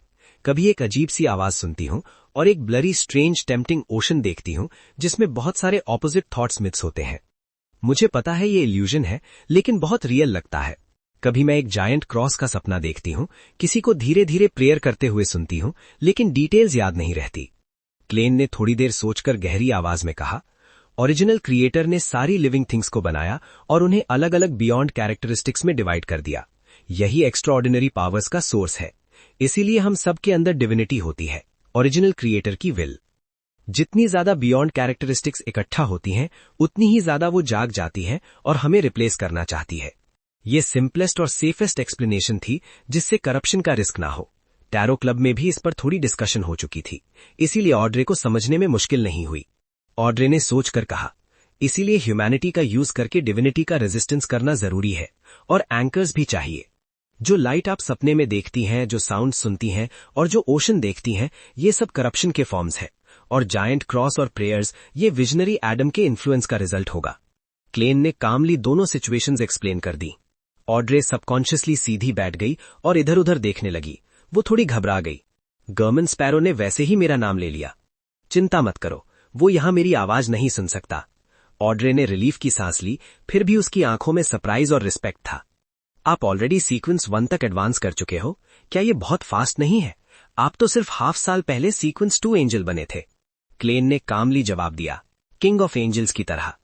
ऑड्रे कुछ सेकंड्स के लिए चुप रही, फिर थोड़ी ऑकवर्ड स्माइल के साथ बोली, मैं तो अभी साइकोलॉजिकल प्रॉब्लम से डील कर रही थी। क्लेन भी हंस पड़ा। मेरे लिए किंग ऑफ एंजल्स बनना कोई अच्छी बात नहीं है। ऑब्जर्वर पाथ के हाई सीक्वेंस वालों को अपनी मेंटल स्टेट पर एक्स्ट्रा ध्यान रखना पड़ता है। दूसरे पाथ्स में डिविनिटी का ग्रोथ और करप्शन क्लियरली दिख जाता है, लेकिन ऑब्जर्वर के साथ ऐसा नहीं है। हर वक्त खुद को ऑब्जर्व और एग्जामिन करना पड़ता है। पर्सनैलिटी या थिंकिंग में छोटा सा भी चेंज हो तो उसका सोर्स ट्रेस करना पड़ता है, कंफर्म करना पड़ता है कि कोई प्रॉब्लम नहीं है। वरना कभी भी ऐसा हो सकता है कि आप अनजाने में किसी और इंसान बन जाएं जो उन लोगों को मार दे जिनकी आप पहले प्रोटेक्शन करना चाहते थे। ऑब्जर्वर पाथ के बियॉन्ड लेड्स के लिए पागल होना मुश्किल है, लेकिन जब होते हैं तो सबसे डेंजरस होते हैं। ऑड्रे ने सीरियसली कहा, मैं समझ गई। फिर उसने पूछा, आपकी मेंटल स्टेट अनस्टेबल इसलिए है क्योंकि आप इतने कम टाइम में किंग ऑफ एंजल्स बन गए, जो आपकी एक्सपेक्टेशन से ज्यादा हो गया? हाँ, मेरे अंदर जो विल मेरी नहीं है वो काफी जाग चुकी है। मैं मुश्किल से उसे सप्रेस कर पा रहा हूं और बेसिक मेंटल स्टेबिलिटी मेंटेन कर पा रहा हूं। ऑड्रे ने अपनी बियॉन्ड पावर्स का यूज करके उसे एनालाइज किया। उसकी बात खत्म होने के बाद वो सॉफ्ट स्माइल के साथ बोली, मैं आपकी कंडीशन समझ गई हूं। इनिशियल ट्रीटमेंट प्लान 2 स्टेजेस में होगा। पहले मैं आपकी माइंड वर्ल्ड में जाकर आपकी ह्यूमैनिटी से जुड़ी मेमोरीज को अवेकन करूंगी, लेकिन चिंता मत करो, ऐसी मेमोरीज नहीं होंगी जो आपको तोड़ दें। फिर जब आपकी डिविनिटी रिएक्ट करेगी, मैं हाइप्नोसिस और दूसरी बियॉन्ड पावर्स का यूज करके करप्शन और उसके नेगेटिव इफेक्ट्स को कम करूंगी, ताकि आप उसे बेटर सप्रेस कर सको। क्लेन थोड़ी देर चुप रहा, फिर बोला, ओके। उसने अपनी स्पेशल एबिलिटी का यूज करके ड्रीम और माइंड वर्ल्ड में क्लैरिटी मेंटेन करने का डिसीजन लिया। उसने फूल से जुड़ी कुछ मेमोरीज को ग्रे फॉग के ऊपर स्पिरिट वर्म्स में सील कर दिया। उसी वक्त ऑड्रे ने एनी से एक व्हाइट सिल्क स्कार्फ मंगवाया और उससे अपनी आंखों और कानों पर बांध लिया। क्लेन ये सीन देखकर थोड़ा सरप्राइज्ड हो गया और एक्सप्लेनेशन का वेट करने लगा। स्कार्फ बांधने के बाद ऑड्रे मुस्कुराई और बोली, ये एक हाइप्नोटिक रिचुअल है जिससे मैं अपनी स्पिरिचुअल बॉडी परसेप्शन को सील कर सकती हूँ। इससे जब मैं आपकी माइंड वर्ल्ड में जाऊंगी तो आपकी अवेकेंड मेमोरीज को ना देख पाऊंगी ना सुन पाऊंगी। मैं अपना स्पिरिचुअल इंट्यूशन रखूंगी, वरना मैं आपकी कॉन्शियसनेस आइलैंड नहीं ढूंढ पाऊंगी और आपकी डिविनिटी के चेंजेस फील नहीं कर पाऊंगी। नॉर्मली मैं सिर्फ हाइप्नोसिस यूज करती, लेकिन आप ऑलरेडी किंग ऑफ एंजल्स हो। मुझे डर है कि आपकी कॉन्शियसनेस से इन्फ्लुएंस हो जाऊंगी, इसीलिए मैं ये सिंबॉलिक रिचुअल यूज कर रही हूं। उसकी काम एक्सप्लेनेशन ने क्लेन का मूड ऑटोमेटिकली स्टेबल कर दिया। उसने सर हिलाकर कहा, ओके, चलो शुरू करते हैं। Chapter 1364 proactive Klein. दिल और दिमाग का दरवाजा खोलने के बाद क्लाइन ने ध्यान से फूल से जुड़ी हुई यादें निकाली। उन सबको एक जगह इकट्ठा करके उन्हें ग्रे फॉग के ऊपर ग्राफ्ट कर दिया। उसके बाद उसने गोल्डन हेड ऑड्री को देखा, जिन्होंने अपनी आंखों को हल्की सफेद रेशम के दुपट्टे से ढक रखा था, जो पुरानी पत्थर की सीढ़ियों पर नजर आ रही थी।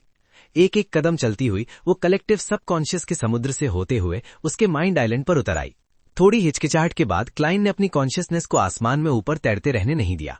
उसने रिलेटेड कंट्रोल छोड़ दिया और उन्हें वापस आने और मर्ज होने दिया। अगर उसने ऐसा ना किया होता तो बाद के ट्रीटमेंट के दौरान वो पूरी तरह रैशनल बना रहता, जिससे वो किसी भी मेमोरी से अफेक्ट नहीं होता और अपनी ह्यूमैनिटी को मजबूत करने का मौका खो देता। इसका मतलब ये होता कि ऑड्री का ट्रीटमेंट शुरू से ही फेल होना तय था। स्पिरिचुअल इंट्यूशन का यूज करके सपनों जैसी दुनिया वाले माइंड आइलैंड पर पहुंचने के बाद ऑड्री रुक गई और अपनी बाहों को हल्का सा फैला दिया। उसने अपने पेरेंट्स को याद किया, उनसे अपना प्यार, पहली बार बियॉन्डर बनने का एक्साइटमेंट, और जब उसने दूसरों की इमोशंस बदलने और उनके अप्स एंड डाउन से निकलने में मदद की थी तब जो खुशी महसूस हुई थी ये याद किया। ये जेम और स्पैरो की ह्यूमैनिटी से जुड़ी यादों को जगाने का तरीका था। ये एम्पैथी के इफेक्ट का एक गहरा एक्सप्रेशन था। जो सीन्स याद रखने लायक थे या जो दिल के अंदर गहरे छुपे हुए थे वो ऑड्री के दिमाग में एक के बाद एक चमकने लगे। आइलैंड की सरफेस, उसके पैरों के नीचे क्लाइन के दिमाग का रिप्रेजेंटेशन थी। जुगनू जैसी रोशनी के छोटे छोटे पॉइंट्स मिट्टी से निकलकर ऊपर तैरने लगे। हर रोशनी का पॉइंट एक अलग सीन दिखा रहा था। एक बच्चा अपने छोटे पैरों से भागता हुआ आइसक्रीम लेने जा रहा है। एक स्टूडेंट टेक्स्ट बुक के पीछे छुपकर नॉवल और कॉमिक्स पढ़ रहा है। एक टीनेजर कंप्यूटर के सामने बैठा पूरे फोकस के साथ गेम खेल रहा है। अचानक की होल में चाबी की आवाज सुनते ही वो उछल पड़ता है और अपना कंप्यूटर जबरदस्ती बंद कर देता है। अपने रूम में भागते हुए खुशी से भरा हुआ कि पकड़ा नहीं गया उसके कदमों में उछाल होता है। लिविंग रूम में जाकर वो पहले अपनी माँ से पॉकेट मनी मांगता है, फिर कैजुअली अपने फादर से पढ़ाई के बारे में सवाल करता है। एक यंग अडल्ट और उसके दोस्त एक शर्मीले फ्रेंड को कॉरिडोर में धक्का देते हुए उस लड़की के पास ले जाते हैं जिसे वो पसंद करता था, फिर पलटकर जोर से हंसते हैं। एक और यंग अडल्ट जिसमें अब भी थोड़ी टीनेज वाली फीलिंग है, नीचे देखते हुए किसी जाते इंसान को देखता है, पर चाहे जो हो मुंह खोल नहीं पाता। जब एक एम्प्लॉय छुट्टी पर घर लौटता है, उसका पेट थोड़ा बाहर निकला होता है और वो बेसब्री से हाथ हिला रहा होता है। पेरेंट्स से कहने के बाद कि ना तो उसके लिए खाना परोसे और ना ही ब्लाइंड डेट सेट करें, वो देखता है कि उनके बाल सफेद हो चुके हैं और चुपचाप सोच में पड़ जाता है। एक स्कॉलर जैसा दिखने वाला आदमी अपने भाई बहन के साथ बाहर जा रहा होता है। जब वो एक दूसरे के चेहरे पर मिट्टी और धूल देखते हैं तो हंस पड़ते हैं। क्लाइन वरांडा में गोल टेबल पर बैठा होता है। एक हाथ से अपनी टोपी पकड़े होता है और दूसरा हाथ हवा में लटक रहा होता है, जैसे वो अपना चेहरा छुपाना चाहता हो। पानी की दो ट्रांसपेरेंट बूंदें धीरे धीरे उसकी नाक के दोनों तरफ से फिसलकर नीचे टपक जाती हैं। क्लाइन अपनी आंखें बंद कर लेता है। उसका चेहरा नरम और दर्द से भरा होता है। उसके माइंड आइलैंड में ऑड्री इमोशंस के भवंडर में बदल चुकी होती है, क्योंकि उसने सब मिलती जुलती यादें एक साथ खींच ली होती हैं। पूरा आइलैंड जुगनू जैसी रोशनी के पॉइंट से भर जाता है। फिर हल्का ग्रे फॉग उभर आता है। फॉग के अंदर एक रोशनी का दरवाजा होता है जो नीला काला रंग लिए होता है। ये मिस्टीरियस और ग्लोइंग ऑब्स से बना होता है। हर ग्लोइंग ऑब का सेंटर ट्रांसपेरेंट, रिंग शेप्ड या स्टारफिश जैसे कीड़े और इंसेक्ट से बना होता है। वो एक दूसरे से चिपककर मिथिकल क्रीचर्स जैसे जुड़ जाते हैं। दरवाजा पहली नजर में अजीब लगता है, पर ध्यान से देखने पर उसके इर्द गिर्द अंधेरा होता है, जैसे उसने हुडेड काली क्लोक पहनी हो। दरवाजा एक अनजान मिस्टीरियस शख्स जैसा लगता है जो चादर के नीचे छुपा हो। अगले ही पल काले कपड़े के नीचे से स्लिपरी टेंटिकल्स दिखाई देते हैं। उस पल भले ही ऑड्री की कॉन्शियसनेस कुछ देख या सुन नहीं पाती, पर उसकी स्पिरिचुअल इंट्यूशन उसे भयानक खतरे का एहसास करवा देती है। उसे लगता है जैसे करप्शन का समुद्र उसे डुबो देगा। ये कोई इल्यूजन नहीं था। अगर चीजें ऐसी ही चलती रहीं तो वो सीरियस मेंटल इलनेस का शिकार हो जाती या कंट्रोल खोकर वहीं पागल हो जाती। ऑड्री पूरी ताकत से खुद को संभालने वाली थी और करप्शन को कम करने वाली थी, तभी आइलैंड के ऊपर तैरते जुगनू जैसे रोशनी के पॉइंट्स तेजी से इकट्ठा हो गए। उन्होंने ग्रे व्हाइट फॉग को रोशन कर दिया, लाइट डोर के इर्द गिर्द के अंधेरे को कम कर दिया और मिस्टीरियस पैटर्न से ढके टेंटिकल्स पीछे हट गए। इसी वजह से डिवाइन लेवल की अवेकेंड कॉन्शियसनेस को मुश्किल से दबाने के बाद क्लाइन को साइकोलॉजिकल ट्रीटमेंट मिल पाया। इससे ऑड्री को समझ आ गया कि खतरा कम हो गया है और उसने तुरंत साइको एनालिसिस शुरू कर दी। फिर रियल हाइप्नोसिस से उसने करप्शन को शांत कर दिया। ये प्रोसेस कई बार रिपीट करने के बाद काफी वक्त लगा, जब तक ऑड्री को एक्सपेक्टेड इनिशियल रिजल्ट नहीं मिल गया। फिर उसने जेम और स्पैरो के माइंड आइलैंड को छोड़ दिया और अपने बॉडी में वापस आ गई। ये ट्रीटमेंट बहुत मुश्किल था, इसीलिए उसने वर्चुअल पर्सनैलिटी का यूज नहीं किया और सीधा अपने दिल और दिमाग का यूज किया। ट्रीटमेंट खत्म होने का एहसास होते ही क्लाइन ने अपना हाथ उठाकर चेहरा पोंछा। और फूल की जो यादें ग्रे फॉग के ऊपर छुपी थीं वो उसके असली बॉडी में वापस आ गईं। कुछ सेकंड्स बाद ऑड्री ने अपनी आंखों और नाक के इर्द गिर्द बंधा हुआ सफेद रेशम का दुपट्टा हटाया और सेल्फ हाइप्नोसिस से बाहर आ गई। उसने अपने सामने मिस्टर वर्ल्ड को देखा और धीरे से बोला, ये डिविनिटी से आने वाली मेंटल प्रॉब्लम है, कितनी भयानक है। क्लाइन ने हल्का सा सिर हिलाकर कहा, हाँ, हर एंजल के पास होती है, फर्क सिर्फ इतना होता है कि सीरियस है या बहुत ज्यादा सीरियस। सेंट्स के पास भी होती है, यहां तक कि लो और मिड सीक्वेंस के ऊपर वाले लोग जो गॉड नहीं होते उनके पास भी होती है। ऑड्री ने जेम और स्पैरो के पहले के एक्सप्लेनेशन को याद किया। लो या मिड सीक्वेंस के ऊपर प्रीवियस ओनर की मेंटल इम्प्रिंट का खतरा ज्यादा होता है। क्लाइन ने गोल्ड रिम्ड कप उठाया और एक घोंट पिया। यह मिस्टिकल वर्ल्ड का क्रूअल लॉ है, क्योंकि हमारी बियॉन्डर पावर्स बाहरी चीजों से आती हैं, बियॉन्डर कैरेक्टरिस्टिक्स से। ऑड्री ने धीरे से सिर हिलाया और सोचते हुए बोली, मुझे नहीं लगता ये इतना पेसिमिस्टिक है। जैसे हर इंसान की जिंदगी का सोर्स भी बाहरी चीजों से आता है, आवा, ब्रेड, मीट, पानी।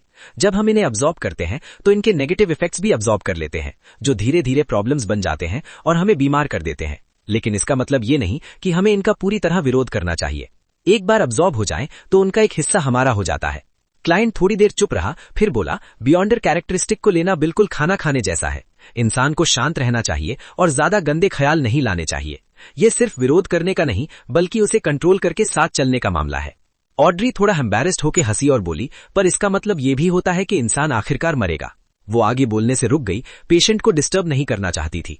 फिर टॉपिक बदलकर बोली, इस हफ्ते 2 बार और आइए, मैं आपको नॉर्मल कंडीशन में स्टेबलाइज कर दूंगी। क्लाइंट ने सिर हिलाया और पूछा, रेत के सजेशन के बारे में आप क्या सोचती हैं? ऑड्री का चेहरा सीरियस हो गया। आपके पास कोई सजेशन है? क्लाइंट ने कप रखा और शांत आवाज में बोला, सच कहूं तो आपके साथ जो खतरे आते हैं वो 2 कैटेगरीज में होते हैं।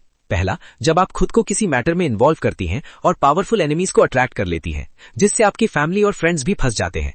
दूसरा, सिर्फ आपका एग्जिस्टेंस ही कुछ फैक्शंस को आपके अपनों को टारगेट करने का मौका देता है। दूसरे केस से बचना मुश्किल है जब तक आप जिंदा हैं, लेकिन पहले को काफी हद तक अवॉइड किया जा सकता है।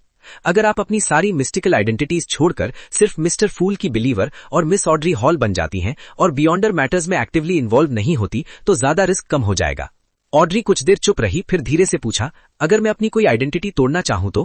क्लाइंट ने सीरियस टोन में कहा, तब आपको अपने फैमिली और फ्रेंड से दूर रहना पड़ेगा और एक नई आइडेंटिटी के साथ जीना पड़ेगा। फिर अचानक उसने पूछा, आप प्राइड मास्क का यूज करके सीधा ईडन गार्डन जा सकती हैं? ऑड्री हैरान रह गई। मैं बराबर प्राइस नहीं चुका सकती, क्लाइंट ने ठंडी आवाज में कहा। एडम ने मिस्टर फूल से दूर होकर मुझे लगभग मार ही दिया था, और जब अपोकलिप्स आएगा मिस्टर फूल फिर सो सकते हैं। उनका ब्लेसिंग होने के बावजूद मैं अपनी किस्मत से नहीं बच पाऊंगा। जो आपको प्राइस देनी होगी वो ये है कि जब ऐसी अनॉमली आए तो आप कुछ खतरनाक काम करेंगी, मिस्टर फूल के इंस्ट्रक्शंस फॉलो करेंगी और उन्हें जगाने की पूरी कोशिश करेंगी। फिर उसने हाथ बढ़ाकर वॉइड में पकड़ लगाई और grey white cold personality mask निकाल लिया, प्राइड मास्क। ये मेरे माइंड से लिंक्ड है, इसीलिए कोई और इसका यूज नहीं कर सकता। ऑड्री ने अनजाने में पूछा, मुझे बालों का एक गुच्छा दे दो। उसने अपने गोल्डन हेयर का एक गुच्छा निकालकर जेम और स्पैरो को दे दिया। क्लाइंट ने उसे मास्क के आई होल में बांध दिया। फिर एक हाथ में सिल्क टॉप हैट और दूसरे में ग्रे व्हाइट मास्क पकड़े खड़ा हो गया। इस प्रोसेस के दौरान उसने सेफिरा कासल का यूज करके रूल्स को चीट किया। प्राइड मास्क पहनते ही उसने एनिमल लाइक ह्यूमंस को सीधा चलते हुए देखा। वो सीधा ईडन गार्डन में एंटर कर चुका था। शहर के बीच का काला कैथीड्रल देखते हुए क्लाइंट ने अपनी लिप्स मोड़ दी, स्टार स्टाफ निकाला और अपनी सिल्क टॉप हैट पहन ली। Chapter 1365 destruction. जैसे ही उन्हें किसी अनजान घुसपैठ का एहसास हुआ, क्लोक या एलिगेंट लॉन्ग स्कर्ट पहने हुए जानवर तुरंत अलर्ट हो गए और अटैक करने की नीयत से क्लाइंट को घूरने लगे। उस पल प्राइड मास्क पहने हुए क्लाइंट को ऐसा महसूस हुआ जैसे पूरा शहर ही उसका दुश्मन हो। वो ईडन गार्डन की सिचुएशन से अनजान नहीं था। उसे पता था कि इंसानों के रूप में दिखने वाले ये ऑनेस्ट एनिमल्स असल में बीस्टली डिजायर्स के अलग अलग पहलू थे। ये फिजिकल बॉडीज नहीं थे, बल्कि कॉन्सेप्चुअल और एब्स्ट्रैक्ट एग्जिस्टेंसेस थे। दूसरे शब्दों में, उनके पास सोल बॉडी थ्रेड्स नहीं थे, इसलिए उन्हें फिजिकल डैमेज नहीं हो सकता था। वरना क्लाइन इन जानवरों को उठाकर हवा में झुला सकता था। अगले ही पल एक भाला जैसा दिखता हुआ सूट फाड़ने को तैयार जानवर आगे बढ़ा। ईडन गार्डन के जानवरों ने या तो अपने तेज दांत निकाल लिए या धीरे धीरे गुर्राने लगे और हर तरफ से क्लाइन की तरफ बढ़ने लगे। एक बार अगर किसी को काट लिया या गले लगा लिया तो वो उसी बीस्टली डिजायर से करप्ट हो जाता। इनका मुकाबला सिर्फ अपनी विल पावर या स्पेक्टेटर पाथवे की बियॉन्डर पावर से ही किया जा सकता था। ऐसी सिचुएशन का सामना करते हुए हाफ टॉप हैट पहने क्लाइन ने स्टार स्टाफ को हल्का सा थपथपाया। बिना घबराए उसने अपना बायां हाथ उठाया, उंगलियां फैलाईं और अचानक बंद कर ली। गॉथिक स्टाइल से बना ईडन गार्डन अचानक उदासी की एक परत से ढक गया, जैसे किसी ने उस पर बड़ा सा पर्दा डाल दिया हो। ये था रेल्म ऑफ मिस्ट्रीज, एक डिवाइन किंगडम का एम्ब्रियोनिक रूप। क्लाइन ने ईडन गार्डन को सील कर दिया ताकि अंदर की ताकतें भाग ना पाएं। उसके बाद वो आराम से चलने लगे, जैसे कोई जेंटलमैन डिनर के बाद वॉक पर निकला हो। जो जानवर इंसानों के कपड़े पहने इंसानों की नकल कर रहे थे, वो अपनी डायरेक्शन बदलकर उसकी तरफ दौड़ पड़े और एक दूसरे से टकरा गए। एक पाइथन अपनी लपलपाती जुबान से मेटिंग डिजायर से भरे डॉग बीस्ट को निगल लेता है। एक रंग बिरंगे स्पाइडर फेस वाला अजीब इंसान एक बड़े लाल चूहे को जाल में बांध देता है। एक वायलेंट वेयरवुल्फ एक सुस्त बिल्ली को काट लेता है। एक ब्राउन बेयर सीधा चलते हुए चमकदार फर वाली लोमड़ी को गले लगा लेता है। बीस्टली डिजायर को रिप्रेजेंट करने वाले ये जानवर जोड़ों में एक दूसरे को कैंसिल करते हुए मिटने लगे। ग्राफ्टिंग अथॉरिटी को समझने वाला क्लाइंट धीरे धीरे उनके बीच से गुजरता रहा, जैसे वो ह्यूमैनिटी और बीस्टली डिजायर के कॉन्सेप्ट्स को ऑब्जर्व कर रहा हो। इसी तरह वो 80 मीटर ऊंचे कैथीड्रल तक पहुंचा और रुक गया। उसने सर उठाकर 2 सेकंड तक काले पिलर्स में जड़ी खोपड़ियों को देखा।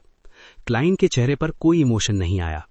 उसने अपना बायां हाथ उठाकर टोपी को दबाया और सीढ़ियों से कैथीड्रल के अंदर चला गया। अंदर एक विशाल और ग्रैंड हॉल था, जिसमें एक बड़ा क्रॉस और उसके गिर्द लिपटी हुई ग्रे वाइट ड्रैगन की मूर्ति थी। क्रॉस के सामने एक छोटी लंबी टेबल थी, जिसके दोनों तरफ 5-5 सीट्स थीं। टेबल के एंड पर एक काली व्हील चेयर में बैठा एक आदमी था। उसका चेहरा अजीब तरह से पीला था। हल्की पीली आईब्रोज लंबी थीं, बाल नीटली सेट थे और माथे पर हल्की झुर्रियां थीं। वो पॉली डरलाउ था, साइकोलॉजी एल्केमिस्ट्स का लीडर। वही फेमस मॉन्क एरिक ड्रेक और king of the black throne Hopkins भी था। ये उसका मेन बॉडी था या आइडेंटिटीज में से एक, कोई नहीं जानता था। सिल्क टॉप हैट और ब्लैक ट्रेंच कोट पहने जैम और स्पैरो को धीरे धीरे और हैवी प्रेशर के साथ चलते देखकर पॉली डरलाउ ने व्हील चेयर के आर्म रेस्ट को कस के पकड़ लिया। जब दूसरा व्यक्ति ईडन गार्डन में एंटर हुआ, पॉली डरलाउ ने ईडन गार्डन को छोड़कर भागने की कोशिश की, लेकिन फेल हो गया। प्राइड मास्क के नीचे की आंखें जो जैसे माथे तक खिंची हुई लग रही थीं, उसका मजाक उड़ा रही थी। पॉली डरलाउ ने तुरंत अपने इमोशंस को शांत किया। उसकी आंखें अचानक प्योर अट्रैक्टिव लाइट से चमकने लगीं। रोशनी से पवित्र पंखों का एक जोड़ा बना। उनके बीच एक शाइनिंग होली बीइंग प्रेयर कर रहा था, एक एंजल। उसी वक्त सफेद बालों और सिंपल चेहरे वाला एक बूढ़ा पॉली डरलाउ के बाईं तरफ प्रकट हुआ और दाईं तरफ हल्की ब्लॉन्ड दाढ़ी वाला एक प्रीस्ट खड़ा था। Ancient angel, Hermes, visionary, Adam. Klein ने चलना नहीं रोका और धीरे से बोला, मैं चाहता हूं सारे इल्यूजन्स गायब हो जाएं। ये कहते ही उसने बायां हाथ उठाया और उंगली चटकाई।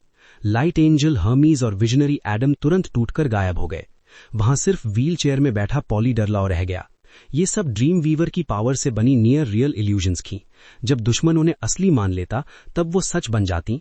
भले ही फिजिकल डैमेज ना होता, पर टारगेट बिना वजह मरे जा सकता था। पॉली डरलाउ ने ऐसे नाइटमेयर से अनेक लोगों को डरा डरा कर मार दिया था, लेकिन बदकिस्मती से उसका सामना किंग ऑफ एंजल्स क्लाइन से हो गया, जो ड्रीम्स में भी क्लैरिटी और ट्रू विजन रखता था। उसकी विल पावर ने इल्यूजन्स को आसानी से तोड़ दिया। ये देखकर पॉली डरलाउ ने पलक झपकाई और बिना रुके व्हील चेयर से खुद को धक्का देकर खड़ा हो गया। उसका शरीर तेजी से फैला और वो विशाल ग्रे व्हाइट ड्रैगन में बदल गया।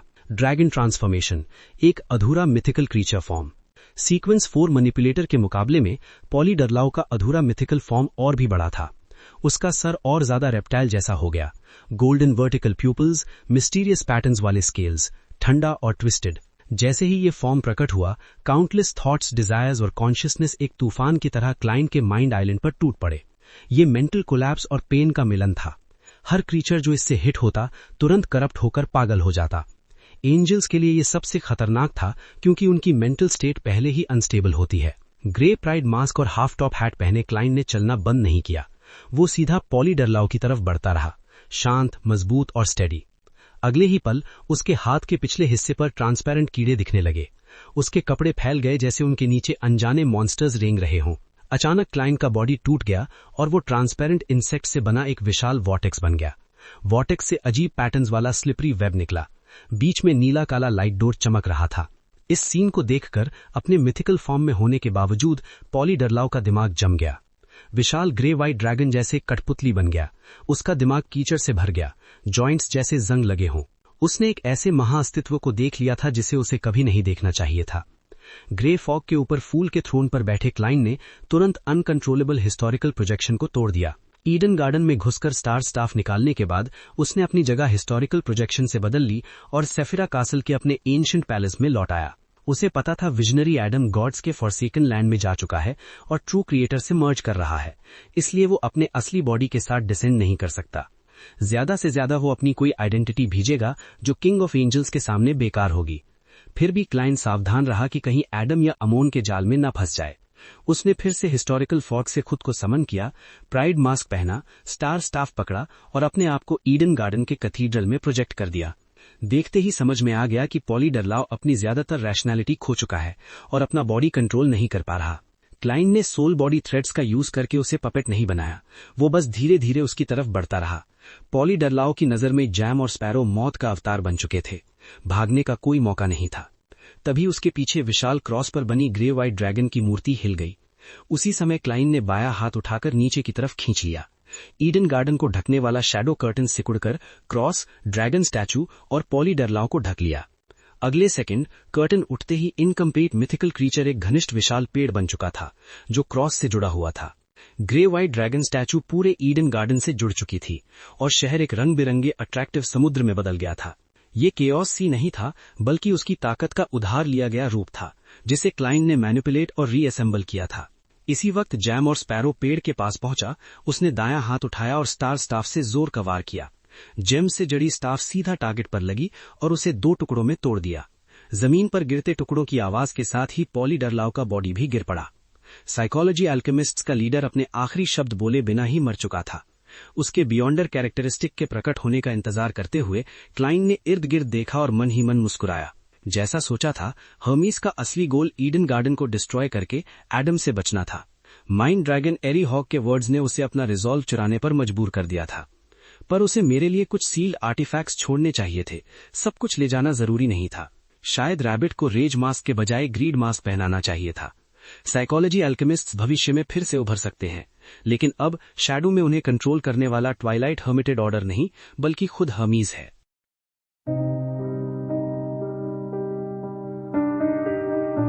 In the grey fog,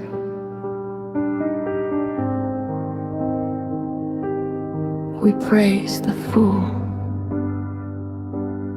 Praise the fool beneath the silent dome. Grey fog curls where gods lost their throne. Indisputable,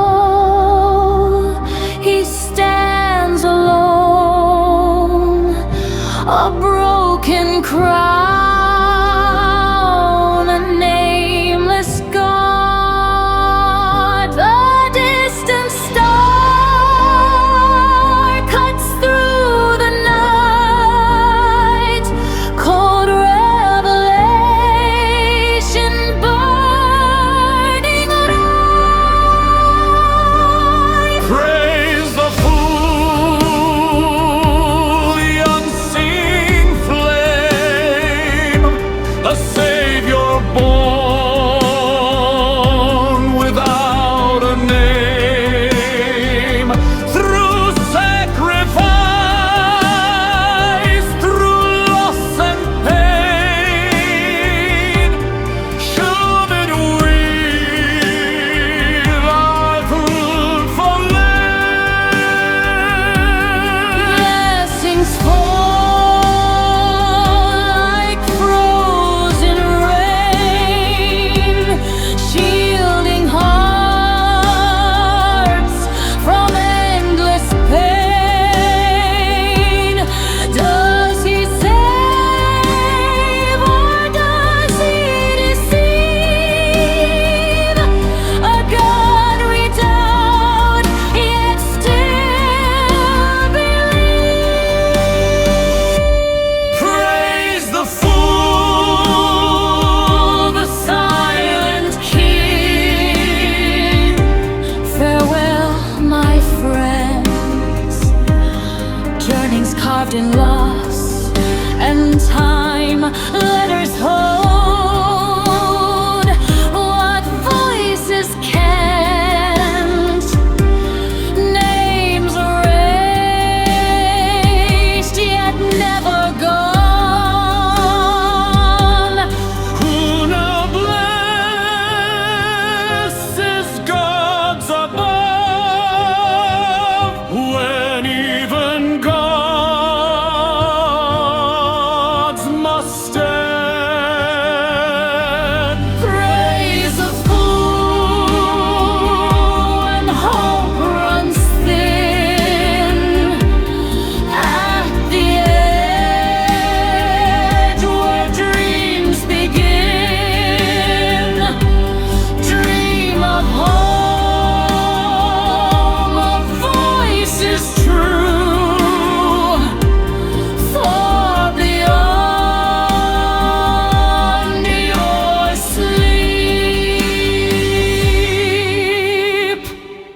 We are waiting for you.